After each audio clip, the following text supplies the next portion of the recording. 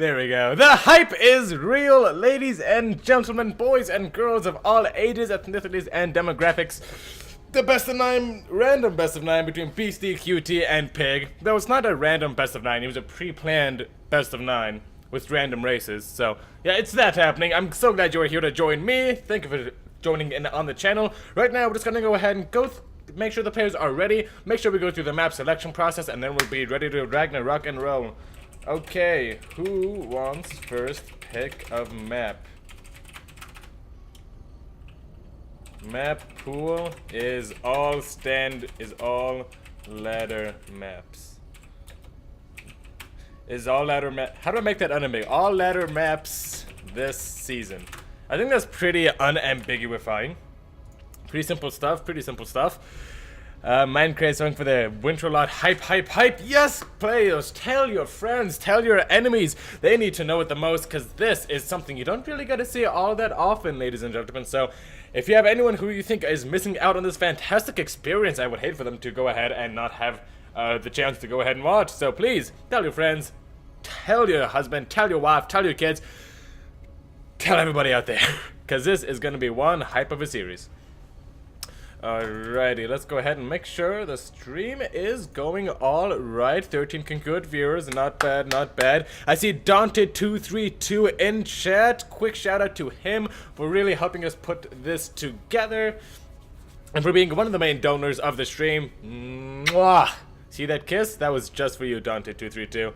And if anyone else takes this kiss, I will find them and I will take it back. I'll just like suck it out from them. Okay, I'm happy to just pay them in order since maps don't matter. Alright, so Abyssal, Odyssey, Ascension, Proxima, Bullet Bow, Sequencer, and Defender's Landing seems to be what he's talking about, but okay, I'll just pick. No, he's going. Alright, whew. Are you excited, folks? I'm excited. I'm a little bit underprepared. I have a little big glass of water. And then I have a fig bar over here, so I am ready to go all day, all night, perhaps all on the other night as well. And perhaps even into next week. We'll have to see, folks. Let's start on Sequencer. Okay. I guess we'll just pick the maps. Pick maps as we go along. Sounds good. Oh, English majors avert your eyes. That was some horrible semantics. Oh, well. Tell your husband's wife, says Dante232. Which clan is Beasty on? Very good question. I don't think Beasty is in a clan necessarily. He's a pro player, I'm pretty certain. In fact, I don't think I've seen any recent games from him. I'm a little bit out of the loop. Let's go ahead and look him up on the, Beastyqt. Here we go. I'm pretty sure he's still very active in the community. No, I'm not looking for a DNS server. Alright. He is a Terran player, blah, blah, blah, blah, blah. Oh yeah, Beastyqt is currently teamless, so he doesn't really play for a team. He's still a pretty good pro player. He brings in some good results hither and thither, most notably in the WESG 2016 Europe and CIS qualifier 3-2 against Namshar, which is a pretty little penny for him.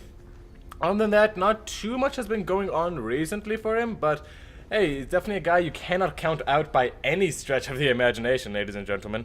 Quick, invite us to our clan. Very funny. Very funny. Oh, yeah. Okay, sorry for delay. Let's Ragnarok and roll.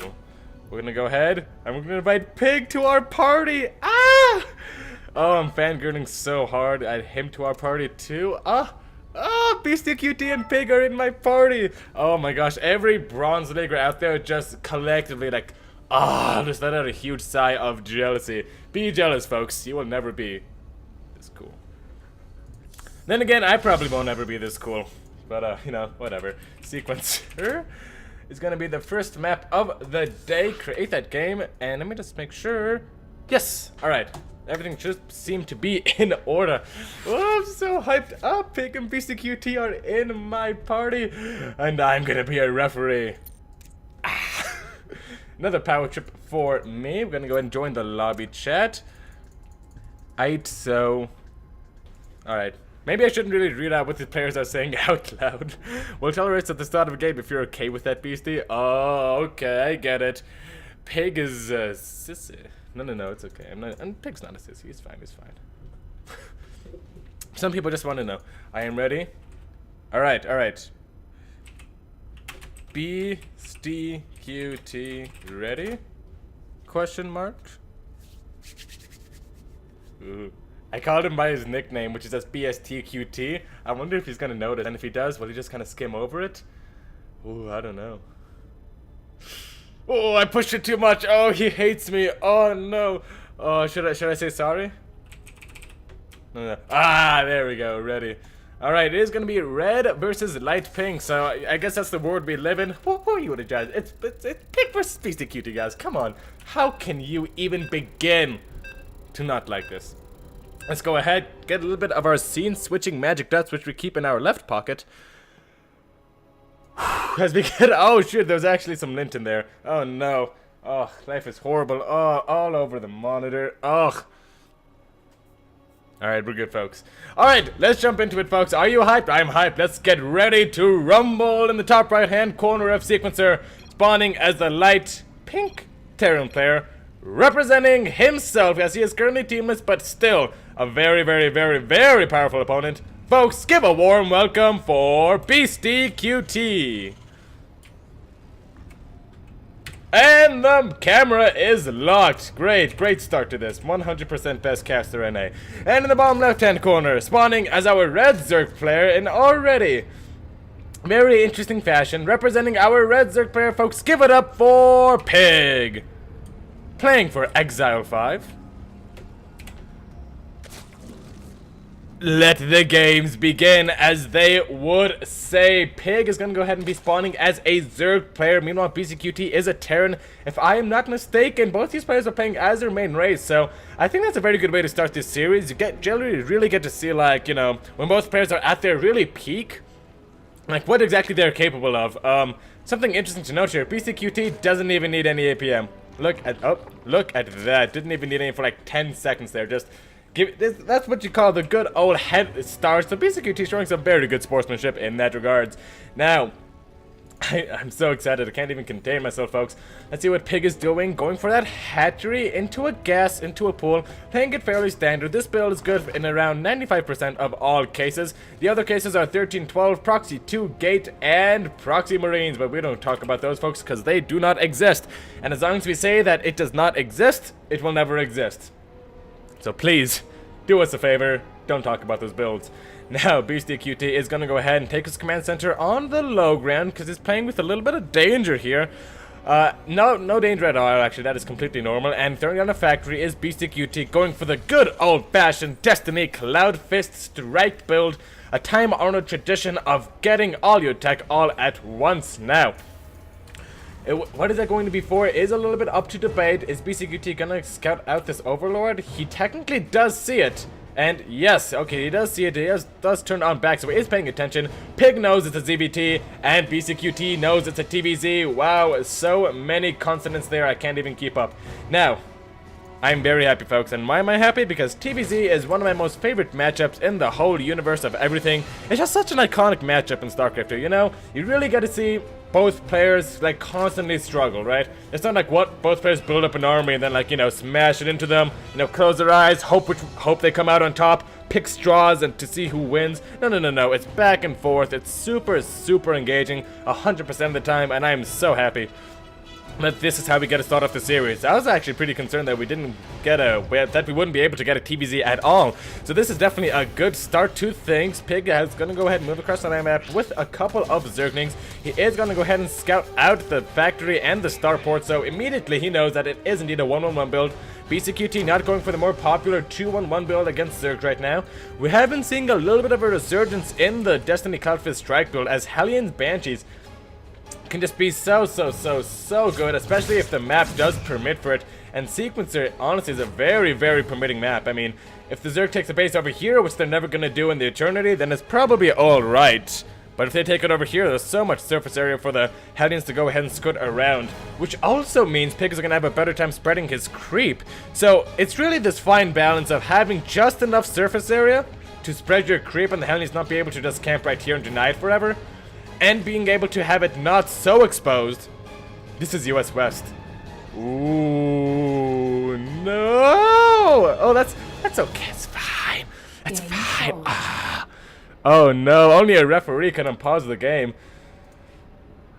Oh, all sorts of duties come with being a referee that I wasn't quite prepared for, folks. Might have to make party before hosting game. Are we on US West? We are in fact US West. Should we remake? They want to remake. Oh. No, this isn't very good. In case you can't tell, folks, this isn't a very good thing that's happening. So, I'm gonna take my face off the camera to hide my shame just a little bit better. Can we continue from replay on Central, or full remake is needed? Okay. I think we can continue from rep on Central. KK.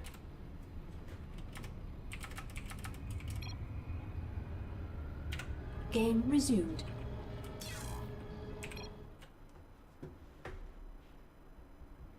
Oh wait, they're trying to remake from replay, right? Yeah? Alright, they're both out of the game. Alright folks, sorry about that little bit of delay. We're playing on US West, so we're gonna go ahead, go to our language and region, give myself a little bit of punishment, and go to the Central United States server. Except Pig left the party. He wants to go ahead and be party champion, so we're gonna go ahead and let him do that. Pig says you need to leave party, need to refresh party. Okay, make sure you're set to Central, then remake party. Okay, set to Central. Oh, fingers crossed, ladies and gentlemen. Sorry about that. So sorry. We'll try to get this back up and running as quickly as possible. Alright. I probably should have done this a little. I probably should have researched how to do this a little bit beforehand, but hey.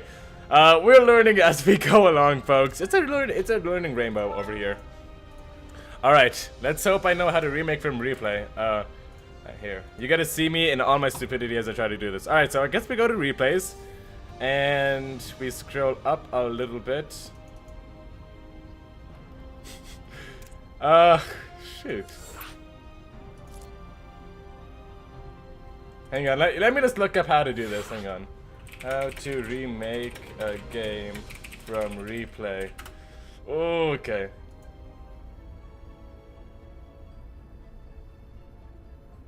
So you watch with others, you go in the lobby, and then it's just in the AI, right?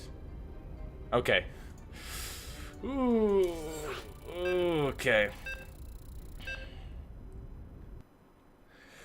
I've never done this before, folks. Alright. I'm letting them down. I'm letting everybody down. That's alright, folks. That's alright. We're gonna go ahead, pull up the observer interface, and we are going to go to where the very last spot is. Not resume.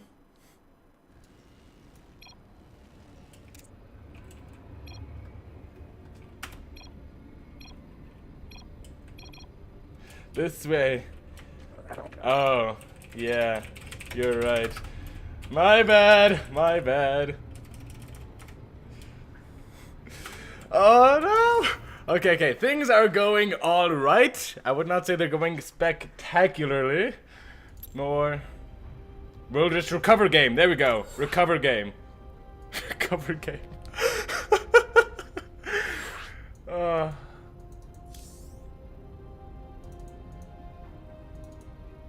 Alright.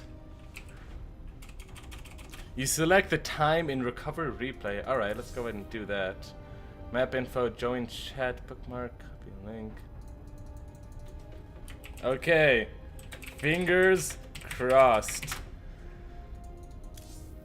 Oh, player paused, player left, end of replay. We'll go with the player paused and start there. Oh my gosh. I bet like every caster who at least knows what they're doing just collectively turned in their grave as I tried to watch it solo. Oh well. We're fine. We're recovering. We're good. We're getting there. We're excited. We're still in the moment.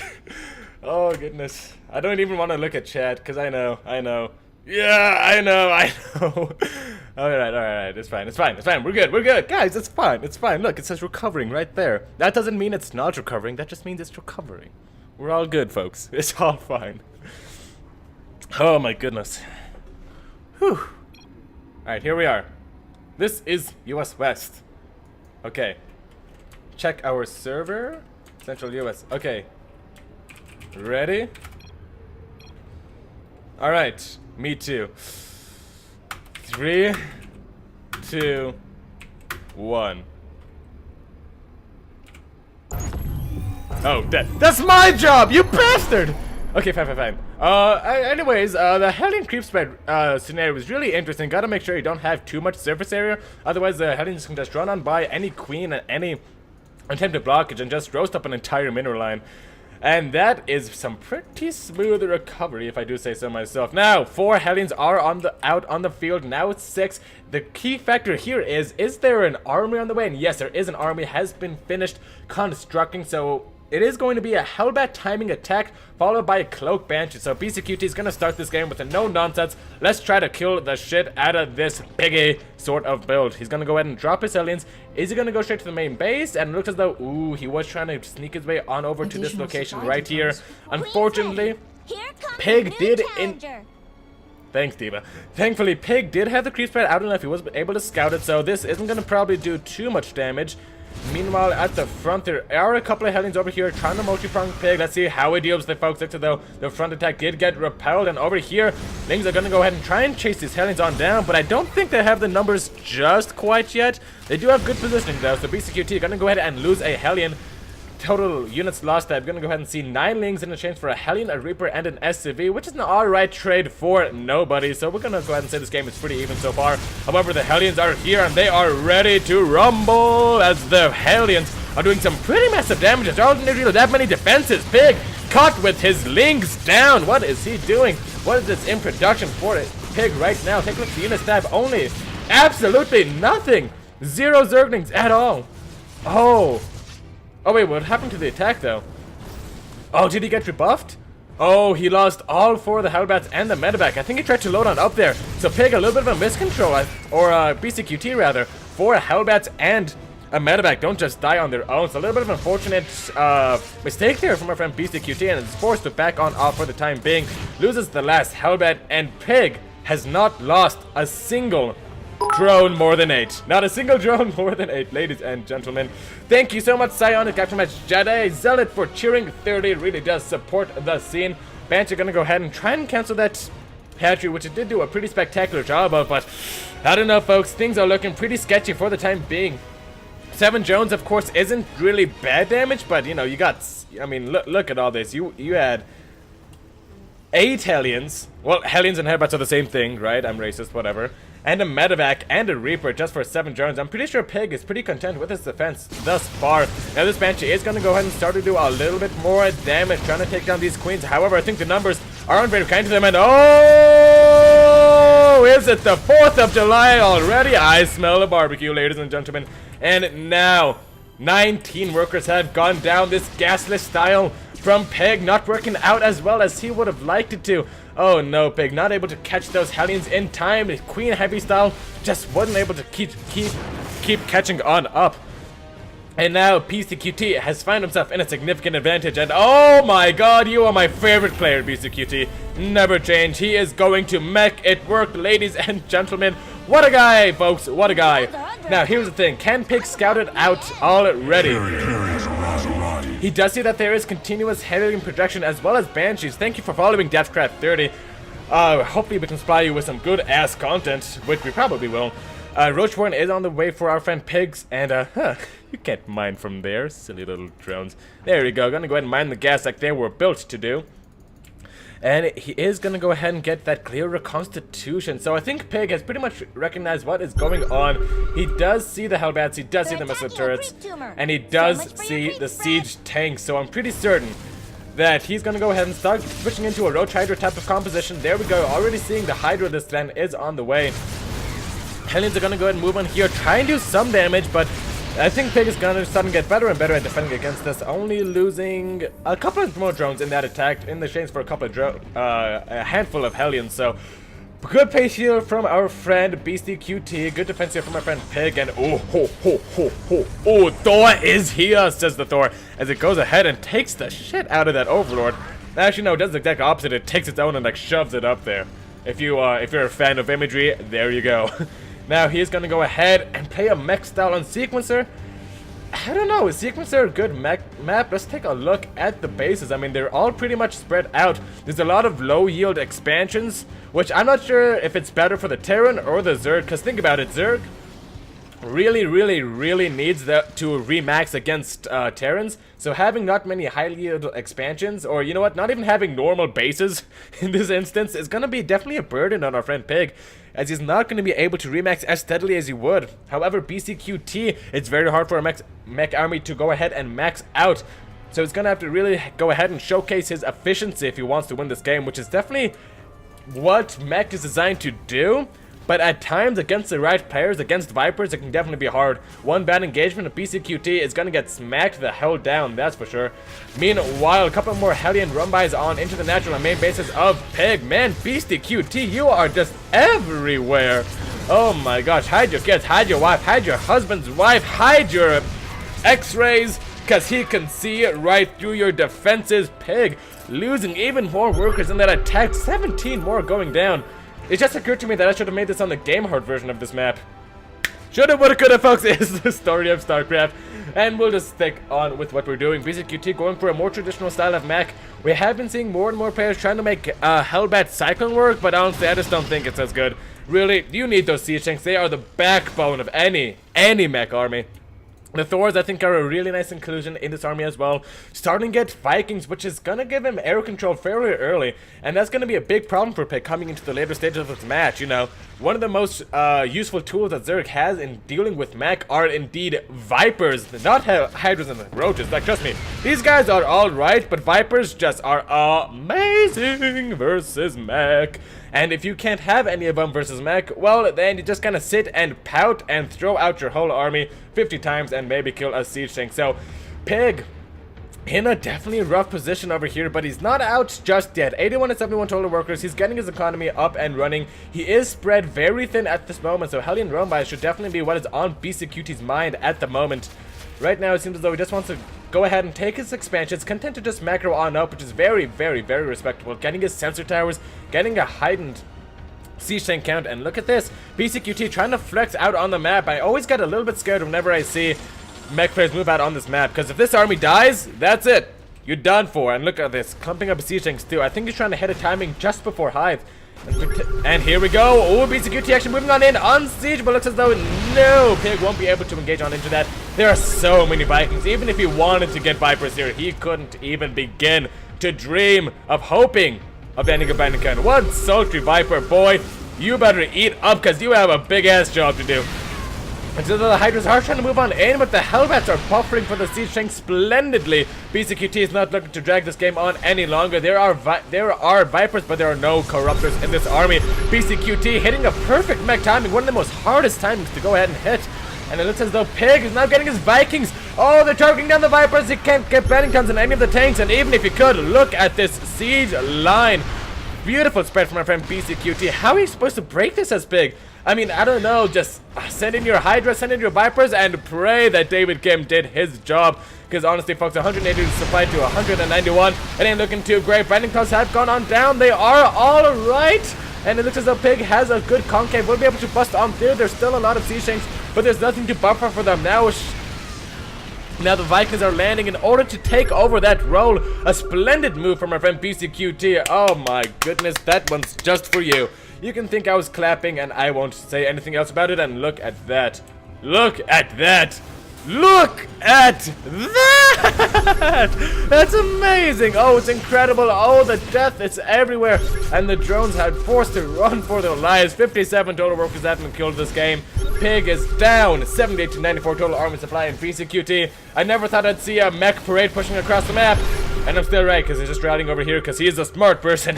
But it looks as though Beastyqt may just have enough to bust through Pig. Pig is taking devastating damage from the siege tank. Their salvos are indeed unforgiving. And it looks as though there's not really too much to buffer for these siege tanks. No Hellbats, no landed Vikings. He did lose all of that in trying to counterattack, which was definitely a very good move, I would like to say. I don't want to fault Beastyqt for go ahead and trying it, but he did have to sacrifice a decent number of his siege tanks over there. However, I'm pretty certain it was all in the best interest. These two tanks forming the Oh, the Terran Centipede, which I don't want to think about ever again in the history of StarCraft. Now, Beastyqt switching already into the Ravens, Corvid Reactor on the way, Codkiss Reactor, and the Shrapnel thing. These are 2 Raven upgrades that kind of do things for the Raven. I don't know exactly what they're called. I'm sorry, I don't make Ravens. Like, it's kind of hard when you're a Protoss player. I heard it's not the easiest thing to make as a Protoss player. But it's definitely going to have his Raven start with more starting energy, and they're going to do more damage with their Seeker Missiles, with their auto turrets. Or maybe it's more range. I don't know. Knowledgeable caster, NA. Now, PiG, 104 spot, 154, and this is versus mech, folks. Even versus bio, this is a horrible situation to be in. And when you have an army as efficient as Beastyqt's, you just gotta think to yourself as PiG, how is he going to win this game? He has 1, 2... He has barely any mining bases. He has a decent amount of workers. No, he doesn't. No, he absolutely does not. 100% liar face, Mr. 789. He has 44 workers at 72. I think PiG, honestly, he knows the writing is on the wall. He just doesn't want to go ahead and wrap himself in a blanket to the fat lady sings on home. Yeah, there was a lot of literary references there that we're just going to go ahead and skim on by. No, those are proverbs. Speaking of proverbs, what is the best proverb for losing 94 workers in one game? I don't know. Something bourgeoisie. Now, PiG. Oh my goodness, man. What are you going to do? 50 to 70 total workers, 50 to 83 total army supply, 33 APM to 100. Well, that doesn't really mean anything. But look at this production tab. Thor's, PF's, Ravens, building, or +3 is on the way. Or +2/+3, I suppose. I guess it's getting more Vipers, more drones. Yeah, I mean, you know, gotta mine, gotta do stuff versus that army.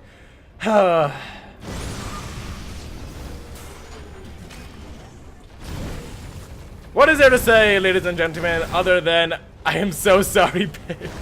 Oh, I'm not even a Zerg player, and I feel his pain, folks. Have you ever been just dropped into oblivion? Like, have you ever been facing a Terran player, you just got, like, shit stomped into oblivion because medevacs are good units? Beastyqt is basically doing the same to PiG, except with Hellions. It's not looking good. He has 1 healthily mining base here, another kind of healthily mining base here, so he's on 2 bases versus the 1, 2, 3, and 3.5, and I don't know, it's just a lost cause for this moment for PiG. And now I think this final mech push of Beastyqt is going to go ahead and seal the dealio. He is up on upgrades, he is up on army supply, he is up in workers, he is up in bases, and I think PiG may be tapping out any second now. Beastyqt showing that mech is indeed still viable, and showing that Avalo dares not deserve the title of mech god. Not in a million years, and not now. Beastyqt, he is marching on forward. The creep cannot be defended. The vision is getting lost for PiG. Trying to abduct what he can, getting a decent amount of Ravens, but oh, look at that. PDDs and Seeker Missiles coming on in. PiG just dancing around, trying to do what he can. These Hellbats alone could take out these Hydras, let alone this amount of siege tank support. 15 siege tanks, explosions for days. Beastyqt's like, oh no, a Viking. Does a good old trick to get that parasitic bomb off and away from his Viking. Just showing off at this point, I think is what he is doing. Scan coming on down. I think that's more out of instinct than anything, as the Ravens, word on the street is they're detectors. I guess he's just looking for the army, which I guess is a fair statement. This is PiG, that's your army. It is a handful of Hydras, a couple of drones, some Vipers. I don't know. I'm not really sure what this kills. I know what it doesn't kill though, and it does not kill this army. Ravens are actually going to move on forward, and actually a couple of high energy Ravens going to go and get lost there. Beastyqt is so patient with his push, knowing he could just like F2A move into this in all honesty, but really does not want to lose the game to anything silly. And look how quickly these debris die. Oh! They're like immortals except splash damage. That is what siege tanks are. Now Beastyqt has to be careful. BDD is going to get thrown on down. And PiG trying to catch Beastyqt out of position, but all of this, folks, all of that does not beat that. I don't know how new you are to StarCraft, but it just does not. Now, Beastyqt actually going to multi-prong against PiG as mech. Oh my gosh, mech god 100,000% of the way.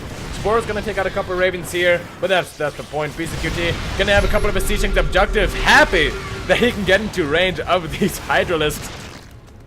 180 supplied to 87. Pig, man, I think you rolled up. GG is called, and Beastyqt will indeed go up 1-0 in the best of 9, ladies and gentlemen. I think. There we go, GG, and Psionic wins game number 1. And now, as an added caveat, I know how to resume from replays, so everyone learned something. Scorpling is now hosting the stream with 13 viewers. Mwah, mwah, mwah, mwah. Mwah. Thank you so much, Scorpling. Really do appreciate the attention. Alright, let's go ahead and take a look at the graphs. We can't? Okay. Never mind. Pig says, your map pick BRB 1 second. He's gonna go ahead and go on Abyssal. And I know Pig did say 1 second. But boy, StarCraft waits for no man or time. Something like that. I don't know. We're gonna create with mod WCS Game Heart. This Game Heart. There we are. We're gonna go ahead and create that game. And whenever the players are ready, it's fine. Let's make sure, and obligatory, make sure the stream has not gone to hell. How often do you do tournaments like this? As our friend Beastyqt2560, we try to do it at least, okay, so we've done, I think, 4 games like this so far. We try to do them as often as possible, but, what really helps us are donations. We recently got a really generous donation of around $22 from Daunted232, and that has helped us, put together more of these. So I'd say we can do this with a frequency of about once every 2 weeks, maybe once every 3 weeks. The rest we have, the rest of the schedule looks like clan wars between opponents, maybe some Chobo Team League. It's honestly a lot of fun, a lot of the time. Plan to do many more in the future. We're trying to do once a week / 2 weeks. Yeah, they got you. I sure do love some SC broke toss. Yes, we all love SC. Why is Boink up? It's an app on my thing, don't worry. You don't need to know what Boink is, ladies and gentlemen. It's 100% safe for work, I swear. Just, you don't need to know what Boink is. Yeah. Alright. Let's go ahead and we have a pretty... I'm running a pig making a video on dealing with Swarmhouse SC. Oh yeah, Swarmhouse we're missing. Oh, you're right, 100% and 1.5 million of it. Swarmhouse would have been amazing that match. I think a carrier has arrived. Thank you for following Beastyqt2560. I'm all out of kisses to give, so mwah, I guess that's it. Yeah, just the tip. Alright. Thank you for the follow, Beastyqt2560. Looks like though we're almost ready to move on to the next map. I have to ask everyone, go. Because though we are. And Beastyqt says go. Alright folks, game number 2 will be on Abyssal Reef. We did remember to put the Game Heart version on here, so I don't have to like press Control R after every Hellion run by and like subtract that from the previous Control R and to see how many drones are killed. Now it just says it on the side of the thing. Alright, where is it? Oh, here it is. Perfect! Let's get into it folks. Game number 2 between Pig and Beastyqt. Tell your friends, tell your wife, and oh my gosh, Pig, you're so dead. Alright, no he's not, he's probably not so dead. So spawning in the bottom right hand position of Abyssal Reef. A little bit of friendly banter. Representing our pink-ish, or we'll call him salmon. Representing our salmon Terran player, it is Beastyqt. Currently teamless, but I doubt that would be for long. And his opponent spawning in the top left-hand position. Representing our red Terran player, folks. Give it up for XL5's very own Pig. Alrighty, so main race that he's played professionally and beat Namshar with in like $3,000 versus Pig as Terran. So, it's not a lost cause, you know, definitely Pig has had some great results in the past as well. I'm not discounting him at all. I'm just saying it's not his main race. So maybe we're gonna have a little bit of a sketchy opener coming out for our friend Pig. What is it? It looks as though Pig is gonna go for 2 gases, while Beastyqt is gonna do the similar. So both players want to go ahead and start off early with a little bit of aggression. Nobody wants to take an early expansion and die to something stupid like 10 Rex, Reaper, Cyclone, Banshee, Mumbo, Jumbo, Goliath, online bullshit. That's not what anybody wants to happen, right? So both players giving each other a little bit of respect, probably going to open a little bit safely. And in TVT, there's generally a very interesting dichotomy present, right? You have one player who in the early stages of the game, they're trying to expand, they get their CC faster, and the other player is a person who's trying to lather on the aggression. They go for the Cyclone pushes with Reapers, they go for the Banshees, and they go for the Throat. So we're gonna have to see if indeed we are gonna have that dichotomy, or instead just two players trying to play a good game of StarCraft, just macroing up, or both players killing each other right away. Only time will tell, ladies and gentlemen. The first mule has been dropped for both players. And let's take a look at this mule as we wait for the game to go and get on started. You know what's so cool about mules? Like, Blizzard never says they have face and an eyes, but if you look very closely, you can use your imagination, can't you, ladies and gentlemen? Look at that. It's like an eyes and looks kind of weird, and it's like it's all weird and stuff. Yep. Mules, ladies and gentlemen. Alright, Beastyqt actually gonna go ahead and go for some Hellion. So, Reaper, Hellion, Cyclone, generally a very, I would say a pretty standard composition in this TBT matchup in the early stages of this match. Really, going super tech heavy in the early stages of TBT is very, very, very much not frowned upon. Get your Hellions, get your Cyclones, get your Reapers, get your Banshees, and get on the other side of the map. Now, PiG is indeed going to go for that second Reaper, while our friend Beastyqt goes for the same. And PiG actually not going for that Hellions, as you can see, going to go straight for a Cyclone. So, it has to be a little bit careful until that Cyclone comes out, because if these Hellions can catch these Reapers, which they never will, because there they are, then PiG could be in a big spot of trouble. Now, Cyclone does end up popping out at the most opportune moment, and this Cyclone can definitely deal enough damage to these units to dissuade them from doing any sort of shenanigans. And these Reapers, oh, they can't catch the Hellion because the Hellion is faster. And some very, very, very interesting map positioning coming from both players. Beastyqt splitting off his Hellion and Cyclone at home to defend. Meanwhile, two Reapers are going to jump into the main base. A beautiful multi-pronged attack, and there's nothing here to defend for our friend PiG. And meanwhile, what is he going to do? Is he going to push? Yes, he's going to go ahead and send up one Cyclone, try to get into the main base, but no. Already going to go and get targeted on down. PiG, you're not paying attention. Oh my gosh, those Reapers, where are they? Did they go ahead and die? I think they got surrounded. Take a look at the units lost. Yes, though the two Reapers did indeed die. I think, was it these Hellion? No, the Reapers didn't do it. They both have 0 kills each. So, actually a revolt of the workers. Something Soviet Russia. And the Reapers are gone just like that. So, a little bit of a miscontrol from our friend Beastyqt. I think he definitely could have done more. You know, there was barely a Cyclone production. The Raven was miles away, and it's not like a Raven will ever kill a Reaper in a good amount of time. Anyways, I think PiG very much dodged a bullet there, and very much got assessed around with the KDA charge, and now Beastyqt finds himself in a little bit of an awkward position. He still has that Hellion to rebuff the Reapers of PiG, but he kind of lost that mobility. Right now he has to rely on pure positioning, very much not forgiving. Oh, don't. No, it's okay. This SCP has its feelings hurt so bad right now, you can't even begin to know. Now, Beastyqt repaying the favor by taking out a Cyclone of our friend PiG. And it says that both players' second expansion have gone on up. Beastyqt rocking a 4-worker advantage. Definitely not bad in the earlier stages of TBT. And actually, ooh, nice auto turret harass coming out from our friend PiG. Going for that Raven production now is our friend Beastyqt. Take a look at the units tab. It is 2 Vikings and 1 Raven to 2 Ravens. And I have to say, I kind of favor the 2 Vikings over here. I think that's very much counters what Beastyqt is going for. Those Vikings are definitely going to be able to look at the Ravens, look at their missiles, and laugh all the way home. As, ooh, sorry. Ooh, okay. Note to self, breakfast burrito needs to be more thoroughly digested before casting semi-brogue matches. It's a fun show match, though. So this 2 Raven push should get shut down. That's what these Vikings from PiG are indeed made to do.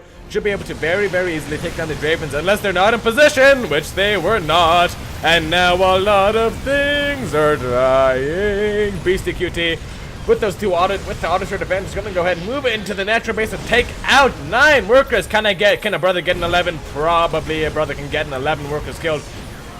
No, just gonna go and stick at 10. Cyclone's actually killing something in the air, I swear, I'm not joking. And they have been able to trade out pretty well. Gonna even pick off a Viking. Beautiful control from Beastyqt. And PiG, I am sorry, but it's not looking good for you. Let's take a look. 13 workers killed. You lost your Vikings, and look at that. Beastyqt didn't even lose a Raven. PiG obviously showing a little bit of weaknesses in the early game TBT. Those 2 Vikings could have been so amazing. Unfortunately, they were just too much out of position, and 2 unable to get any work done. 4 more workers going on down. Auto turrets just absolutely brutalizing the middle lines. Pig will end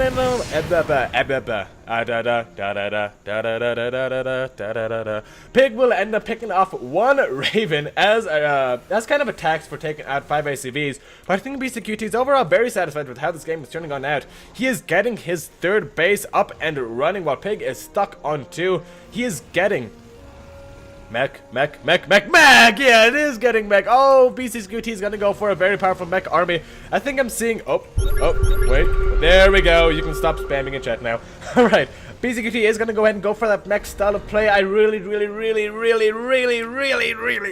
love mech, so I'm very excited to see this, folks. Inferno Pre-Nagger is about to finish on up. There's so many cool things you can do with Blue Flame Hellions, especially versus these marine tank kind of pushes. I mean, honestly, at this point, Beastyqt should have the air, and he does. Contrary to popular belief, those skins don't actually make the Vikings shoot better. Pig now knows that it is Hellions, and all these Hellions can move in, kill all the marines in one fell swoop, and then the tanks will just be open to the wrath of the Cyclones. So Pig, I think very wise, is going to go ahead and run away, but you know what?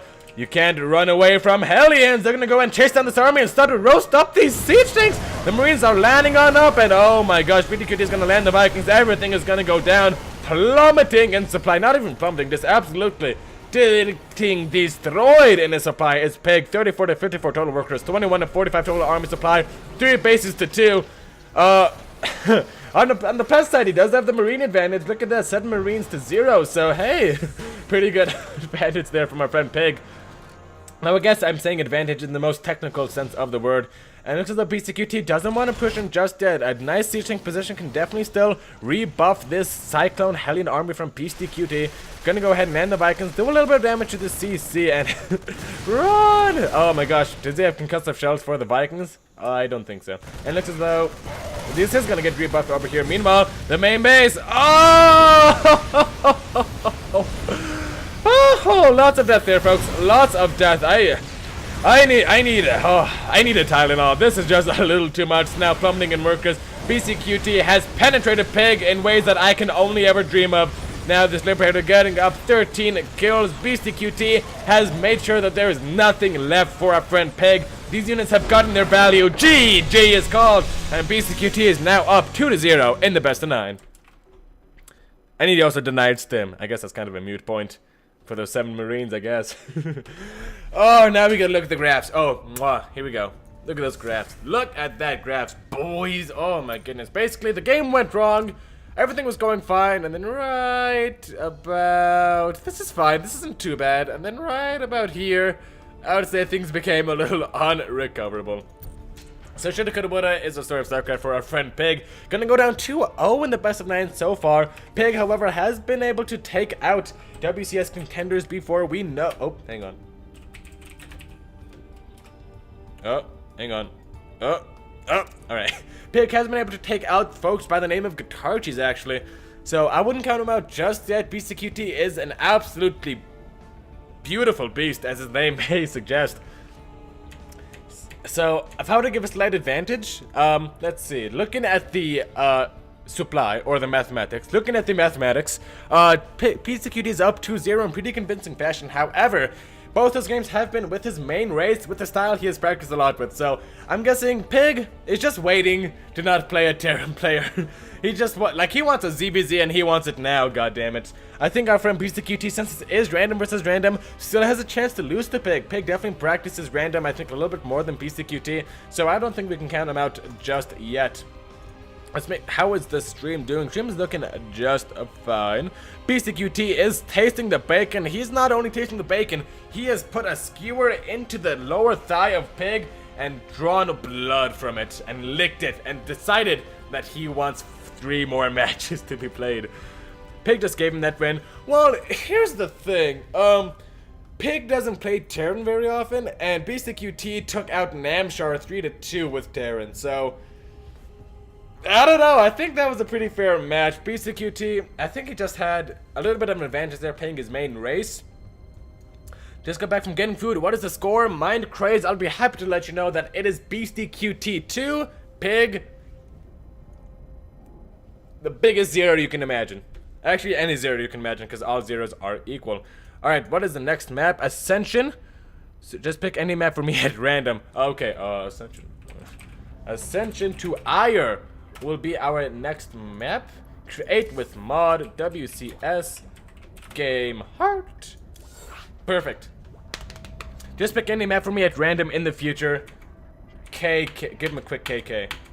Only 2 Ks. Any more Ks, then you're flirting with danger there, ladies and gentlemen. Alright, we're gonna go ahead. I am unfortunately not playing Beastyqt. Or fortunately, I suppose. Join the lobby. And what do you think, chat? Fig bar now or fig bar later? I'm thinking fig bar later. Alright. Yeah, you can just pick whichever next one you like for both of us. Alright, remember, 2 Ks minimum. Or you're gonna say alright. Alright. Go, go. Players ready. It looks as though we are almost ready to begin.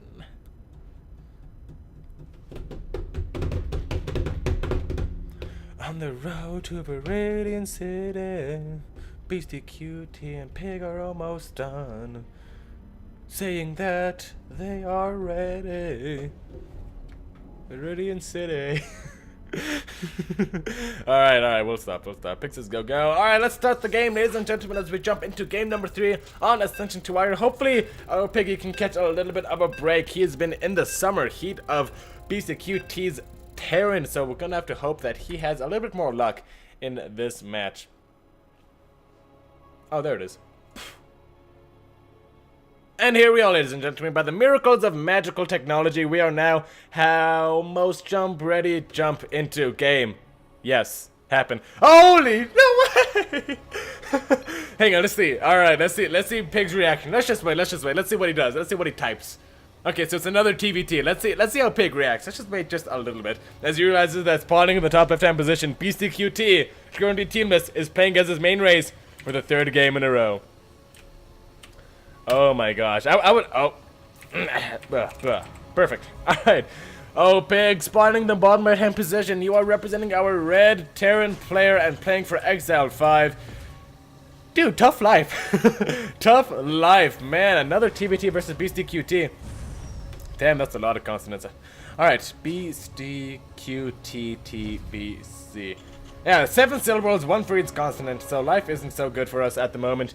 Now, Beastyqt is gonna go ahead and go for that Rax first into Barracks.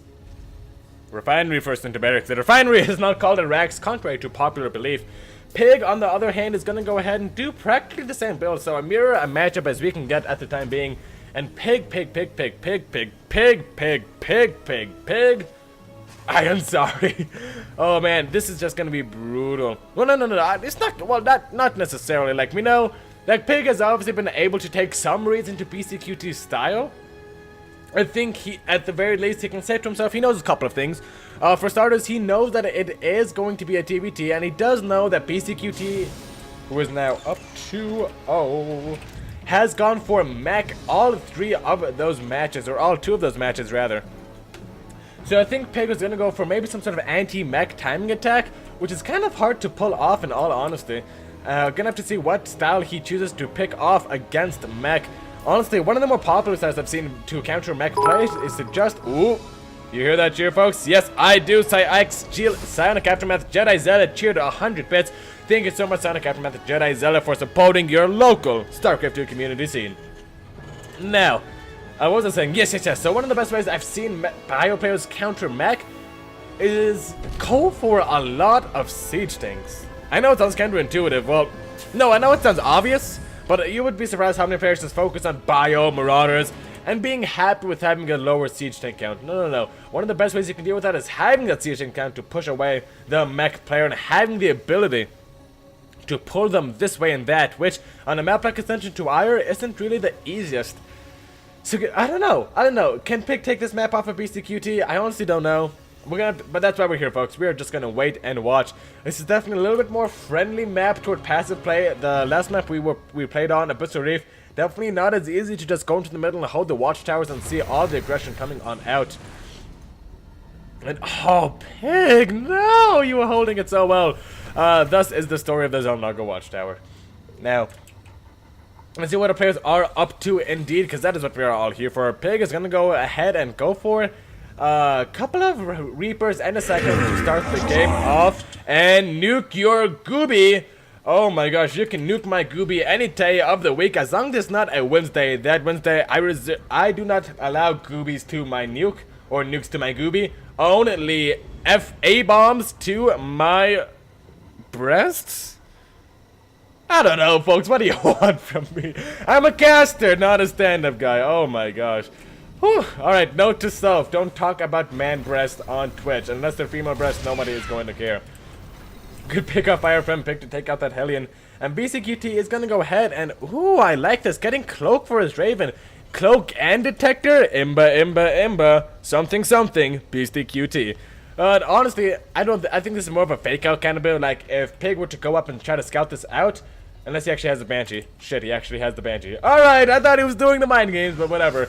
My guess was he was going to get this. If Pig came in and scouted, he would say Cloak Banshees. But in reality, Beastyqt would just get a couple of Ravens instead.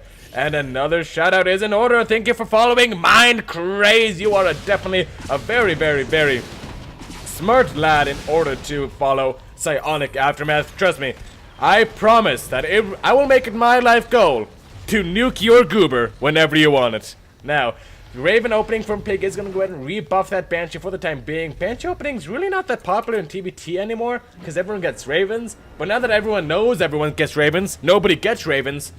So that means more people get Banshees, so people get Ravens. It's weird, folks. It's janky, and I never claim otherwise. Now, Pig... Look at that Junker Hellion skin, absolutely beautiful. Now, ooh, I think Pig is actually going to be able to hunt this down, and I think Beastyqt just needs to concede that he needs to get as many SCVs as possible, and there we go. He's going to go and get 4 workers for his jobs for that Banshee. 4 workers for Cloak and a Banshee, honestly not terrible, especially since you're transitioning out of it and you only made like 1 Banshee, so it should be a-okay for our friend Beastyqt. If you look at the worker supply, another cheer. Oh, SC2 Kia cheered 55 bits. And that is just fine. That is just amazing. Thank you for supporting your local StarCraft 2 community scene. I know I'm not WCS. I know we're not Day 9. I know we are not IEM. But you know what? We have good games. We have fun. And we are part of the community. And thank you for supporting that. Now, Pig is going to go ahead and try and hold this high ground against attack from Beastyqt. And Beastyqt is immediately rebuffed. Good job on these siege tanks. Ready to roll on out indeed. And Beastyqt's attack very quickly gets shunted by the defensive posturing of Pig. A little bit of a miscontrol from our friend Beastyqt. Is he going for more mech? Oh, please tell me he's going for more mech. Please tell me he's going for more. No! QT! You were supposed to be the chosen one. You were supposed to bring balance to the forums. Oh, Beastyqt. Well, I'm very interested to see his fire play as well. I guess it's actually pretty good because now he's not going to be predictable, you know? Beastyqt taking out an SCV, making a command center and a Reaper in exchange for an Auditor, so not bad play there at all. Has to be super uber duper careful though, as Pig's Air Force is definitely very not. Why do I even bother? Anyways, PDD should have been going down there, but whatever, not the biggest of dealios. And look at that, another Raven. Oh my gosh, the tag team effort, taking on a couple more SCVs, and Pig just has to take it over and over again. Take down around 10 SCVs at the 6-minute and 59-second mark, not the 7-minute mark, just the 6-minute and 59-second mark. So Beastyqt definitely rocking a big advantage in this game thus far. However, we are going to see Pig go for that 3rd CC. Has been denied quite a decent amount of times, and goodbye Raven. I don't want to watch your death. I mean, that would be so Raven of me.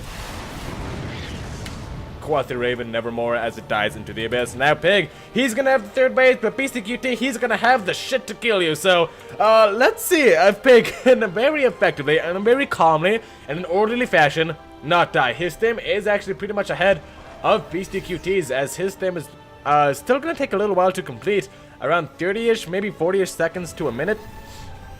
So Beastyqt definitely has to wait a little bit of a while. Stim versus not stim isn't really the fairest thing in the universe. But then again, now there is 34 Marines to 15 Outurinos. So, we have a very technical, macro-based playstyle from our friend Pig. Is gonna go ahead and get up against the pure raw dog force of our friend Beastyqt. And it looks as though, yep, raw dog force got the shit salved out of it already. Losing a decent amount of Marines there is our friend Beastyqt. And Pig decides to hold his position as his linchpin. He does have a couple of siege tanks to hold this position, and with the Vikings, Cyclones, and Marines, I think there's no way Beastyqt can break that position. But he doesn't need to. The Vikings aren't late enough. No, wait, actually they are late enough. And Beastyqt is gonna unload his load, actually losing a siege tank inside of one Bearypack medevac. Ooh, losing 2 medevacs with siege tanks for the price of none. Pig can now pretty easily take care of this, actually. Gonna go in and cancel combat shields. That's at least something for our friend Beastyqt. Gonna go and take out a couple of Marines as well. Meanwhile, the poke over here at this natural base location, or third base location, does get rebuffed as well. And Beastyqt, actually for the first time in the series, finds himself in a bit of bother. 46 to 42 total workers. Still no third base. He has been doing a very good job of keeping Pig's SCV count to a bare minimum, which is definitely what you want to be seeing. But, I don't know, he's just losing so much army, and he is not going to transition out of this any second now, folks. You see, these barracks, this is basically... If you're a protest player, this is like having 10 gateways in your main base, alright? You do not get a third base with that. Or at least if you do, you need to take out a base or something, or do devastating, crippling economic damage. Right now, it's just been painful for Beastyqt, not game ending. Gonna go ahead and get his drop rebuffed. I'm loving these Vikings from our friend Pig. Meanwhile, Beastyqt is going to go ahead and try to make a move toward this third base location. There are no Marines here to buffer for the siege tanks. Pig is just now going to go ahead and scout this out. Can't hold him alone, and looks as though a drop is going to go ahead and be committed in the main base. Meanwhile, Beastyqt is moving on forward to the third base location. Can he break it down? No, a little bit of indecision coming out from our friend Beastyqt. Setting up a nice siege position. Can he take out the siege tanks? No, one of them does go down. He does have a good position over there, but he's just bleeding off so much army. 46 to 49 total workers. Pig is now up in that regard. This Obrah command has taken a decent amount of salvoing. Salvos? Yes, salvos, not salvoing. From these siege tanks. Pig is now moving to retake that position. And look at that. He's going to go ahead and scan. He sees there's no third base, so all Pig has to do is hold on for dear life. Hang on. Wait, listen. StarCraft music is amazing, isn't it, ladies and gentlemen? Now, back to the game. 118 supply to 100. When you've been sitting on 2 bases for as long as Beastyqt has, that's not a good sign. He's gonna go ahead and have to float his Obrah command over to his third base location. Unfortunately for him, gonna miss out on some mineral income, some gas income, and just barely gonna miss out on wheels in general. Gonna go ahead and Pig moves on forward, takes out 2 siege tanks, but Beastyqt seems to repay the favor, taking out the siege tank from our friend Pig. And okay, let me just fix that. There we go. As Beastyqt moves on and third base does indeed go on down. Pig, you got caught out of position just one time. And look at what the hell just happened. Now Beastyqt really showing his expertise in this matchup. Gonna go ahead and load everything on up into the medevacs.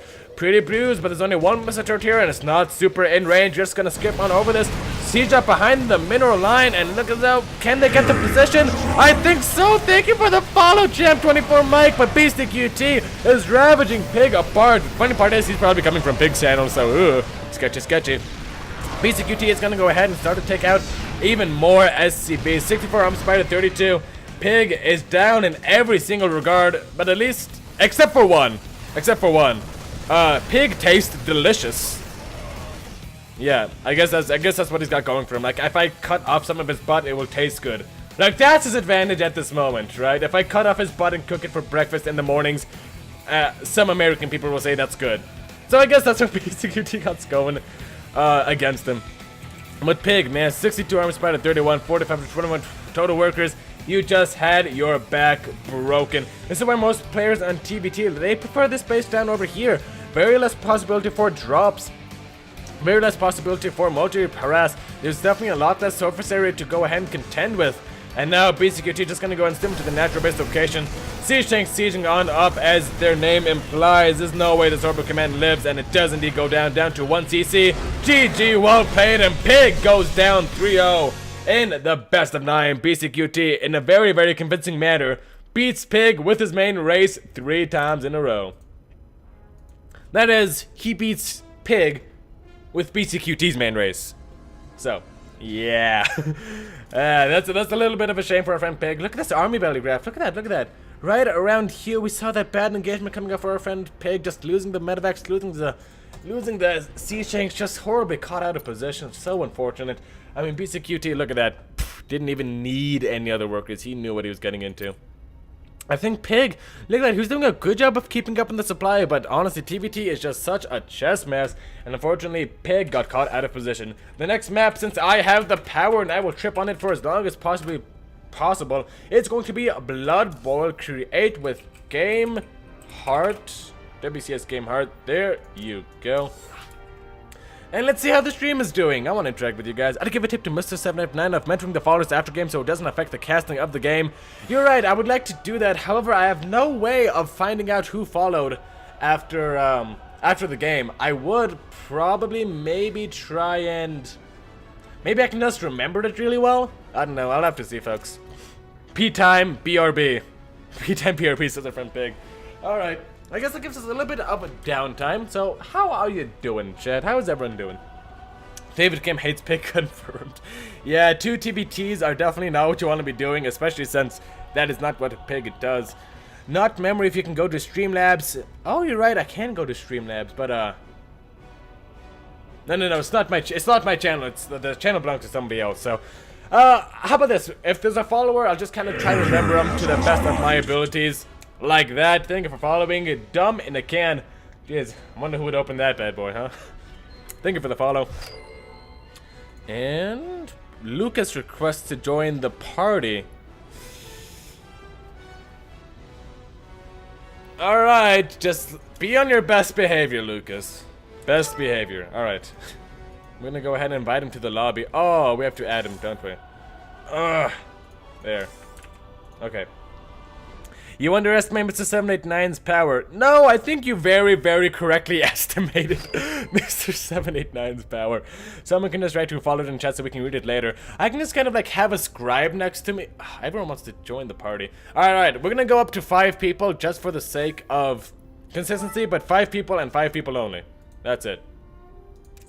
We're gonna have 5 people maximum. Go, good luck, have fun. Oh, we're ready to get into it, folks. Let's just see if Beastyqt is ready. Beastyqt ready? Gosh, not one vowel in all of that. Jesus Christ, the price is not right. Alright, folks, let's get on to it. The next map will be a Blood Boil, one of the worst maps in the entire history of everything, but that's not for me to decide. That's just for me to state. Ah! No, it didn't switch. Ah! Okay, there we go. We are now in game Pig versus Beastyqt. But yeah, I'll try to just remember who followed what, who did what. Unless it's like, I was cheering for Beastie, but no, I feel bad for Pig. Says our friend Daunted232. Yeah, I know, I feel bad for Pig too. But honestly, he's just been getting pretty unlucky. I think if we see something like a PvP, we're gonna see some very, very exciting games. I can't wait to see their rendition of what PvP is supposed to look like. Okay, now both players are not playing their main race, so we may very well just have a game on our hands. Spawning in the top left-hand position of Blood Boil. Representing our pink protest player, doing my great bit of alliteration. Folks, give it up for Beastyqt, who manages to destroy my camera angles every single time. There we go. And his opponent spawning in the bottom right-hand position. Spawning as a red turn player, folks. He is down 3-0 so far in the best of 9, but I highly doubt that he will be for long.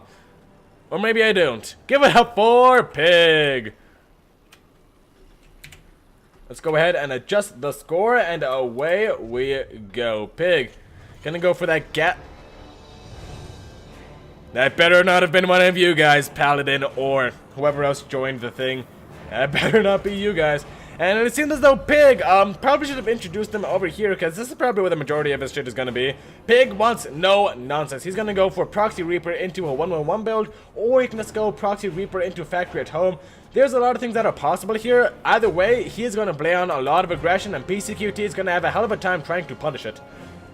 Let's see what he's going for, though. Looks like, though, it's going to be a very standard Gateway Expand coming out for our friend Beastyqt. A little bit mistimed, but probably not the biggest dealio in the universe. And missing out on a couple of probes mining over here. It's not their main race, so I'm gonna go ahead and cut him some slack at least. And Pig has started his first Reaper on the other side of the map. Where's the Cybernetic score from? Ooh, okay, a little bit of a misplay here. Beastyqt delaying that Cybercore by a good 5 or 6 seconds, which may not sound like a lot, but in the realm of StarCraft, 5 or 6 seconds is the difference between dodging a storm and losing the game. So Beastyqt not going to have a Mothership Core out in time to deal with this Reaper. In fact, it's going to go ahead and jump on into the main base. Before the Cyber Core is even done, he does start a Zealot as he does realize, hey, wait a minute, your shit is not really where it's supposed to be. And the something killing the probe. PiG is gonna go to make the factory back on its home. He just wants the proxy Reaper, just wants the damage in that manner. And looks as though he very may well just get it.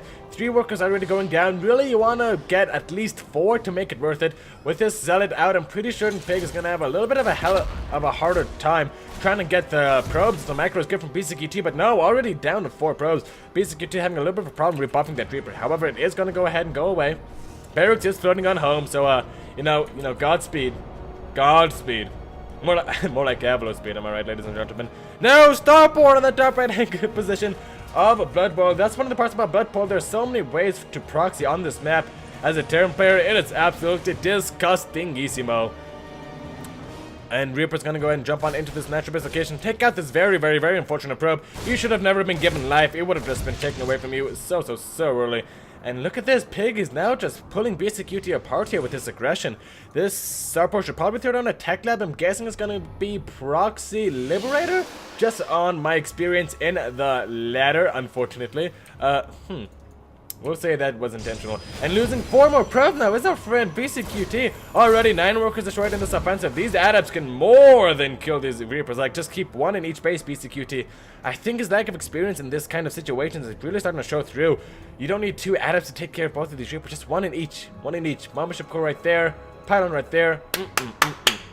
Should be good to go.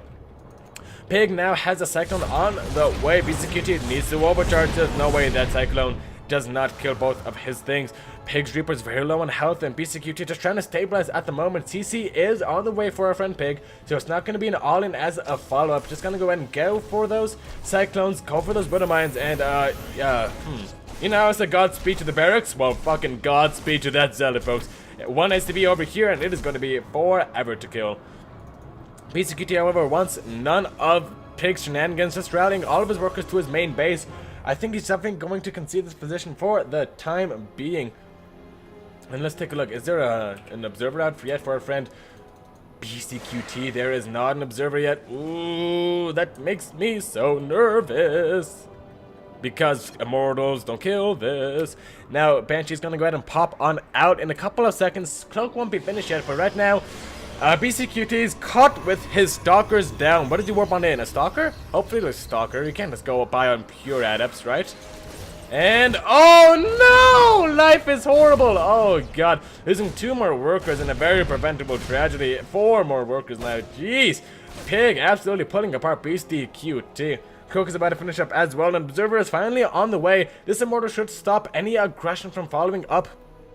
But he doesn't have any stalkers at this moment. He's gonna lose like 9, 10, 11, 50,000 probes if he's not careful.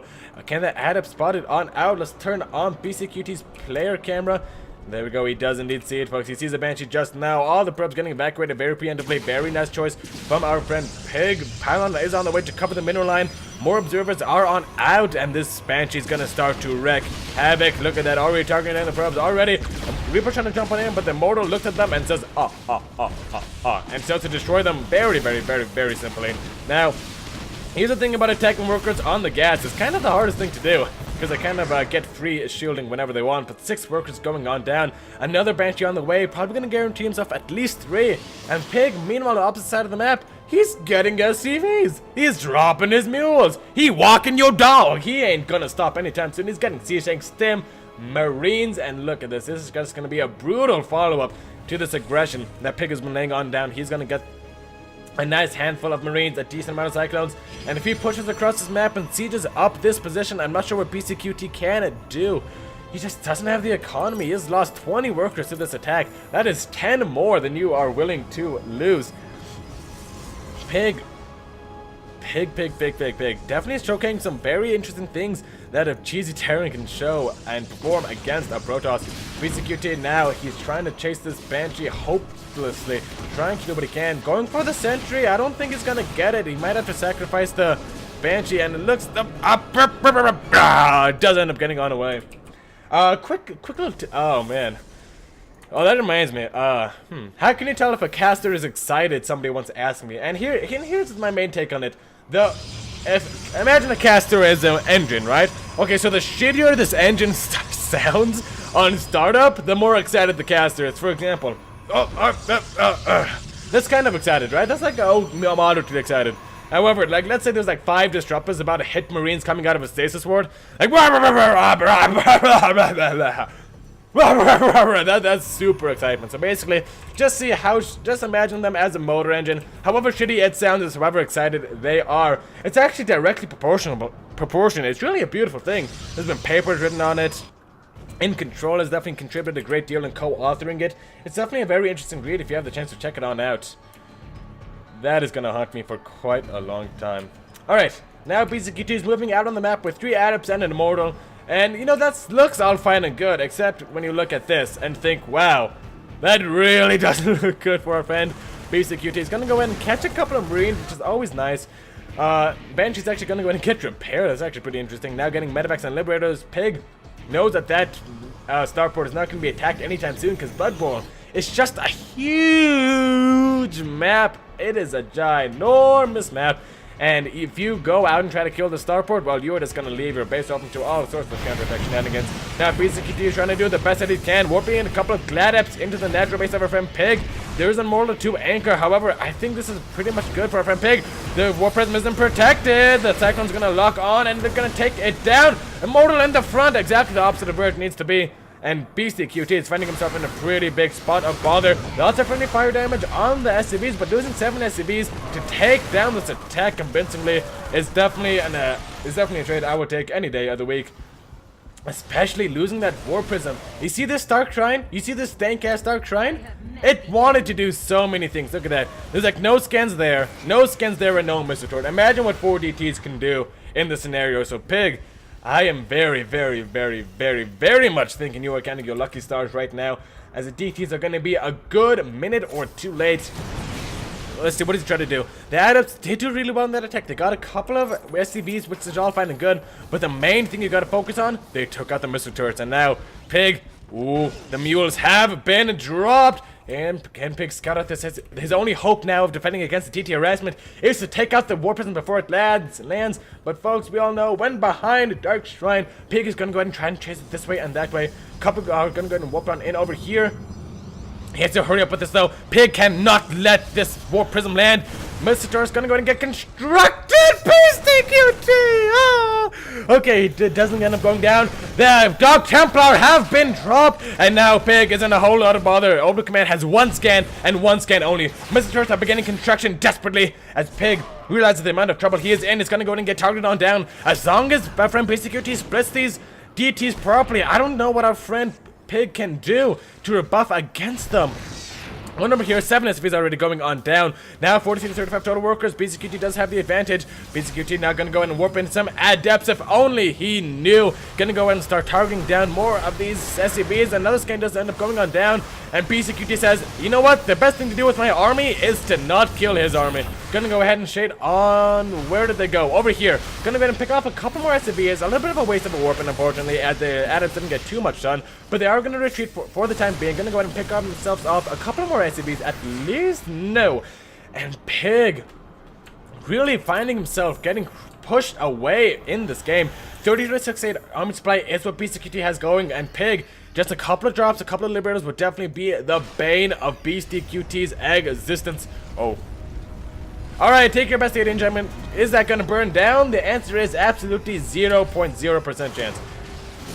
More Adepts in the natural base of our friend Pig, but I think he's gonna hold it pretty well. Double expanding now is our friend Beastyqt. Oh, what? I don't understand that. Third base now just on the way. 44 to 30 total workers, but Pig is still rocking a solid advantage, I'd like to believe. 22 to 75 total army supply is not too shabby. 30 to 44 workers, that is fine. Because, ready? 5, 10, 15. Because now it's 45 to 44 total workers. They are dead even income-wise as soon as these mules land. And Beastyqt is in a little bit of a bother. The Dark Templar really needed to do a little bit more than what they did. And now Pig realizes that, hey, moving out is a good unit. The mules have been dropped, so no scans to scan this, to detect this DT just yet. So that's going to be a little bit of a thorn in Beastie or Pig's side. And look at that, a couple of adepts over here. They're trying to keep Pig back at home. Unfortunately, Pig is having none of it. He's just going to go ahead and send a couple of Marines, a couple of Marauders to deal with it, rightfully so. And now Beastyqt is going to escape with one adept. Scan doesn't end up going down, and Beastyqt, what is he gonna do to stop this aggression? There are Marines with the custom skin, there's Marauders with the custom skin, and there's Siege Tanks, and Liberators, and Cyclones, and Vikings, and Medevacs, and oh my, you really don't have anything, do you? This is not looking good, folks. I think these two Liberators alone could kill this army, let alone all of that on the ground. Looks like the Pig is going to go and stem on forward. I think the writing is on the wall. Beastyqt's army was trying to take down the starport. Did you not listen to my commentary at the beginning, Beastyqt? Why I said that was a bad idea. Now, what is our friend Beastyqt going to do? Looks like the F2A is in full effect as the observers and warplings move over to the other side of the map. Stalker's getting obliterated by this fire force. 5 probes have gone down to the 15 SCVs, but still, Pig has the army. He can kill Beastyqt. Beastyqt cannot kill Pig. And Beastyqt doesn't have much presence on the other side of the map. He's warping on in to little avail. He's gonna wipe out the mineral line, but in return, his natural base will get destroyed. Oh man, there's plenty of energy for scans as well, so Dark Templar won't really be a factor in this upcoming match unless Pig doesn't scan, and I don't know if you know what a scan looks like. But this is a pretty damn close rendition. Beastyqt desperately trying to hold on. Really, I think it's at this point he's trying to wear out Pig for the next match. Definitely wants him to feel weakened in the next couple of matches. And looks as though more DTs are being warped on in. They're the lifeblood of our friend Beastyqt at this moment. Enough for another overcharge. Maybe he's going to go ahead and get it on down. I don't know, folks. I'm grasping at straws here at this moment, as is our friend Beastyqt. GG has called him Pig for the first time. Is victorious and is now been able to bring back the score 3-1. Not in his favor, but in his court. Mwah. Beautiful game for our friend Pig. Let's go ahead and see what happened there. Yeah, so that's a big deal, yeah, right? I mean, at first glance, workers active. Yeah, that's a game you can recover from. That's fine. Beastyqt took some damage, but then he dealt some damage, and it was all good, right? And then you look at this, and you laugh. You laugh, because Pig is the deadest person. Or Beastyqt was the deadest person. Didn't have the army. He did a lot of counterattack damage, but a lot of his adept warpins got shut down pretty easily. Like, warping in 8 adepts is a really big deal. I think if he had those extra, maybe 16 adepts back at home, maybe a couple more stalkers that weren't out lurking about trying to kill that starport, I think he would have had a better chance of holding it, but, you know, shoulda, coulda, woulda. It's the story of StarCraft. We're gonna go ahead and jump into our next map, which is going to be Odyssey. Damn, GG, close to a comeback. Well, every comeback begins with just a come. And Pig is now coming back into the game. Oh! Bad 789. Bad. Alright, whatever. No, actually, that is both incorrect. That is, both of those are incorrect. None of that is right. Pig and Beastyqt. We're gonna go ahead and set myself to referee, and I'm gonna go ahead and ask everybody. Go. Someday I'll play Spag Hard again. What dreams may come, Paladin. What dreams may come. No, just messing around with you. Go, question mark? How's the stream doing? Everyone doing good? Ripperino, Pigs never go out of style. Yeah, no chat observers. Game mobs. A lot of respect for Psionic Aftermath channel. Mwah, thank you. Oh, kick all observers after this game. Only allow players. Wait. Okay. Hang on. I guess I have to remove from lobby. Alright, never mind. Alright. No obs. Alright. Let's see. Beastyqt is a go. And we have to just make sure our friend Pig is ready.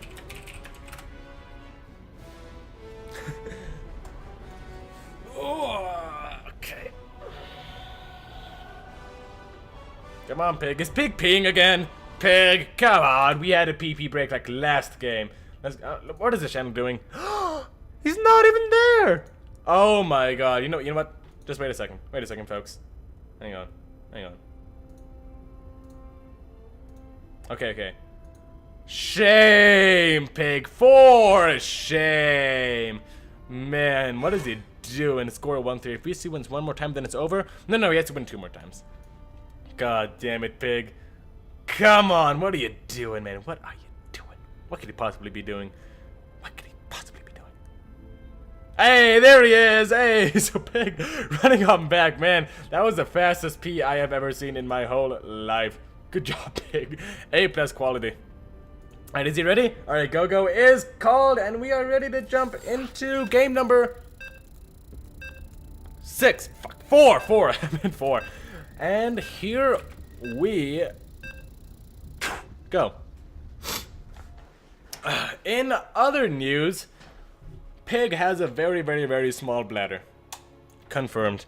Alright, it is going to be a random versus random as per the usual. And let's jump on into it. And, ooh. Deja Vizzle for a shizzle. Spawning in the bottom right hand position of Odyssey. Representing our blue team players. Folks, give it up for Pig, who realized that Terran is a pretty damn member race, slipped David Kim $5 in bitcoins, and now is playing Terran again versus Beastyqt's Protoss in the top left hand corner, spawning as the yellow. How could I phrase that more awkwardly? And you know what, if you think of a better way to phrase that more awkwardly, just go ahead and let me know in Twitch chat below, and I'll be certain to get back to you on that. Or in the comment section, I don't know. Okay, Beastyqt is gonna go ahead, get for that gateway, and I guess he is doing standard schmandard gameplay banded, pretty easy lemon squeezy sort of build. Taking a pretty middle of the road approach to this match. Can't really say that just yet though. He could go for a second simulator any second now, but no. He's Australian into the simulator. Gonna go for a slow saturation on that bad boy. So probably should just be seeing a gateway simp band, and Pig, meanwhile, is gonna go ahead and just go for that Drax and that Refinery. Refinery actually first before Rax, so should be seeing a little bit of an interesting build coming out from my friend Pig. And yeah! Alright, let's see. Gonna go ahead and throw down that expansion as I friend Beastyqt. Pig versus Beastyqt. I mean, Beastyqt's Protoss in the last match definitely looked like he knew, at least in part, what he was doing, right?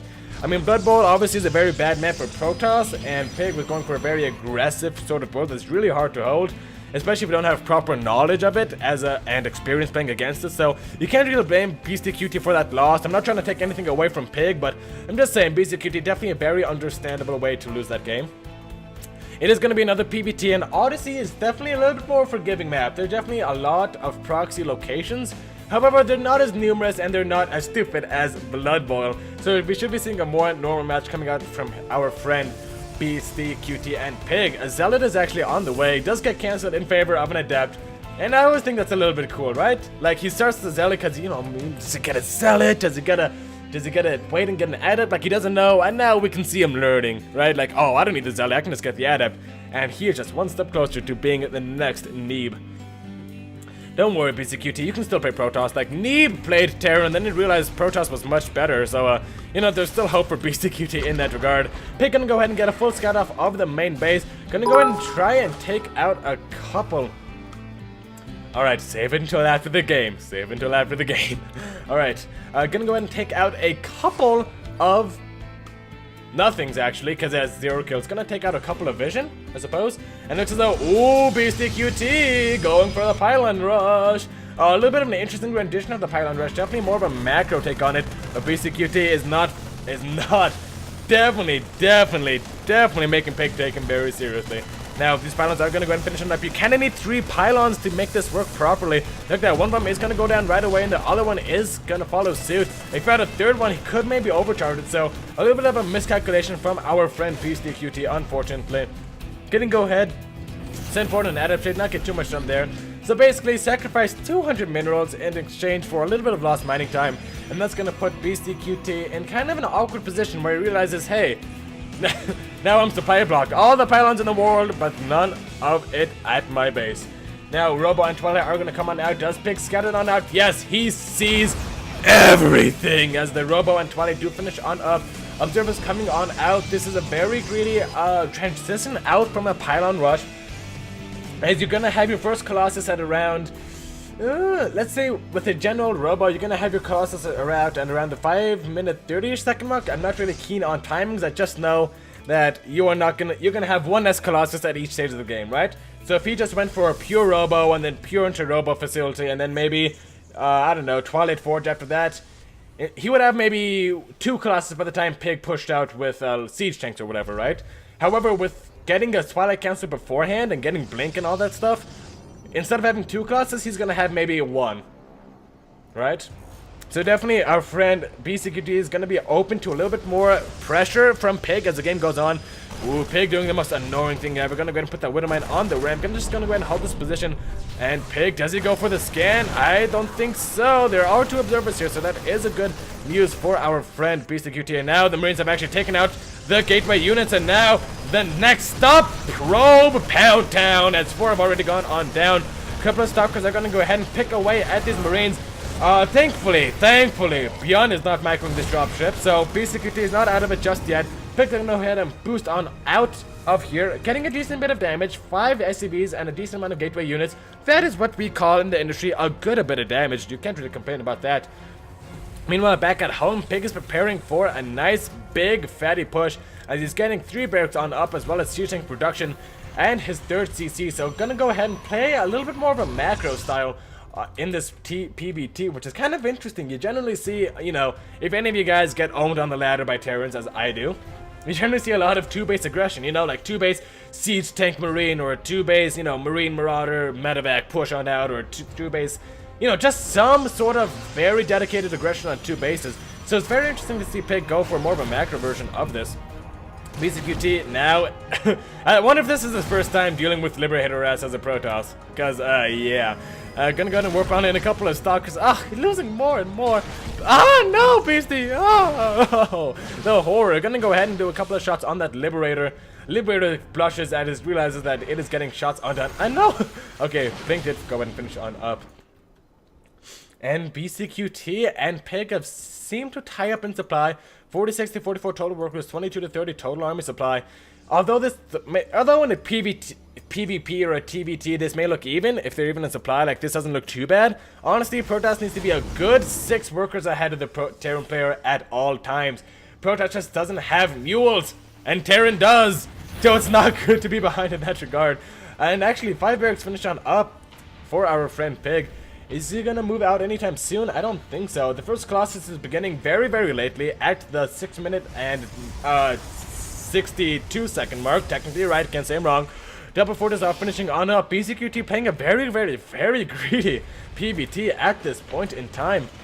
Like honestly, I think this much from Pig, without stim, without enough siege tanks, without any widow mines, that could probably lay siege to this base and take it out, if I'm not mistaken. Or at least put some very, very, very dedicated pressure into it. Now, Pig is gonna go ahead and go for another drop. It does get catted up at Beastyqt, and yes, Beastyqt's out on the map. Is he gonna go ahead and try and catch it? I don't think he won't. Which means he won't. Gonna go ahead and take this other Zalnaga watchtower. Beastyqt now partitioning stuff out on the map. Knows that Pig is around this sort of area. Knows there's a drop kind of around here, but can he scout it? Oh, Dunna. Barely. You saw it. No. Okay, he didn't indeed see it. Oh no, missed the blink. Oh my gosh, no. Oh, Beastyqt, you were so close. You just missed the blink, unfortunately. Okay, he's gonna get it anyway. You know, because Terran Imba. Now, 1 Colossus has finished on up. There are some sentries and immortals over here, so I think that's gonna be a very good way to anchor this army down.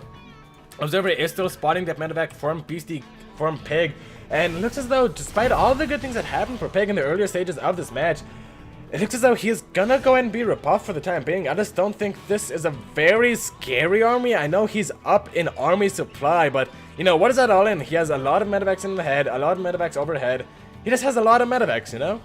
And like what is his army? Just like this, Marine Marauder medevacs, a couple of widow mines. I mean, that's not scary, you know? As a Protoss player, I mean, I just don't find that scary. Maybe if there were more siege tanks, maybe if there were more liberators, something, but I don't know. Right now, I'm looking at this and I'm thinking, you know, why am I scared? I got 2 Colossi, I got sentries, I got an immortal, I got charge about to finish on up. Gateway explosion is about to be completed. I have like 10 gates. I mean, I can hold on to this. And I'm pretty sure Pig is, or Beastyqt is gonna go ahead and think the same thing. He's gonna go ahead, and Pig's gonna go ahead and see. Doesn't want to commit. Ooh, I think Beastyqt could have gotten a good force field down there, but decides not to risk it. Still, I think this medevac is just like traumatized from all the damage, and as soon as I say that, it starts moving. Oh, that was a tasteless announcer pack. That's amazing. Now, 3 Colossi is really the magic number. As soon as you have 3 Colossi and your opponent doesn't have a Viking in sight, like he doesn't even smell a Viking right now. There's like supply block and stuff, like you know that is not good. And meanwhile, our friend Beastyqt is gonna go and move on forward. Can he defend us though? He's kind of cut out of position. I don't know. Looks as though the army isn't getting in a very good concave. Ooh, not all the units are firing. A pretty poor engagement from Beastyqt, considering his advantage. And bam, Pig. What good a play to find Beastyqt out of position. Gonna go ahead and take out a huge swath of probes. Gonna go ahead. Pig has the favor repaid to him as a couple of units get force feeder on out. 4 Colossi are done for our friend Beastyqt, but now he has fallen prey to what all persons fall prey to. Whole army responds to the drop. Meanwhile, while that gets cleaned on up, Pig is going to take out the 3rd base. It is so low, 200 health, not 200 health, not 100 health. It is zerissimo health. 28 workers gone down as well. Oh, Beastyqt, no, so close, man. However, Pig did sacrifice a lot of army. He's only producing 2 Vikings at a time, and Beastyqt has charge. It all depends on these next couple of moments, folks. Beastyqt absolutely 100% needs a War Prism and needs to move out now. Not later, he needs to go now. The gold base for Pig is going to go in and get saturated. 4 Vikings are now in production, and Beastyqt is staying at home. Oh no, Beastyqt. This could have been the Destructinator army, the consumer of souls, the consumer of consumerism, capital communist. You could have been so great, Beastyqt. Now, gonna give Pig a chance to get a proper response to the Colossi. Storm is on the way, and that is going to be helpful, but still no 3rd base. What is Beastyqt hoping for? He's gonna move across the map just now. He's gonna have +2/+2 to the +2/+1 of our friend Pig by the time this attack hits. Wouldn't mind just scout it out and takes a stalker with it as well. Now, I think he missed his timing. There are 6 Vikings in the air, about to be 7, which is not exactly that as much as you may want, but still, it does give Beastyqt some wiggle room in this offensive move.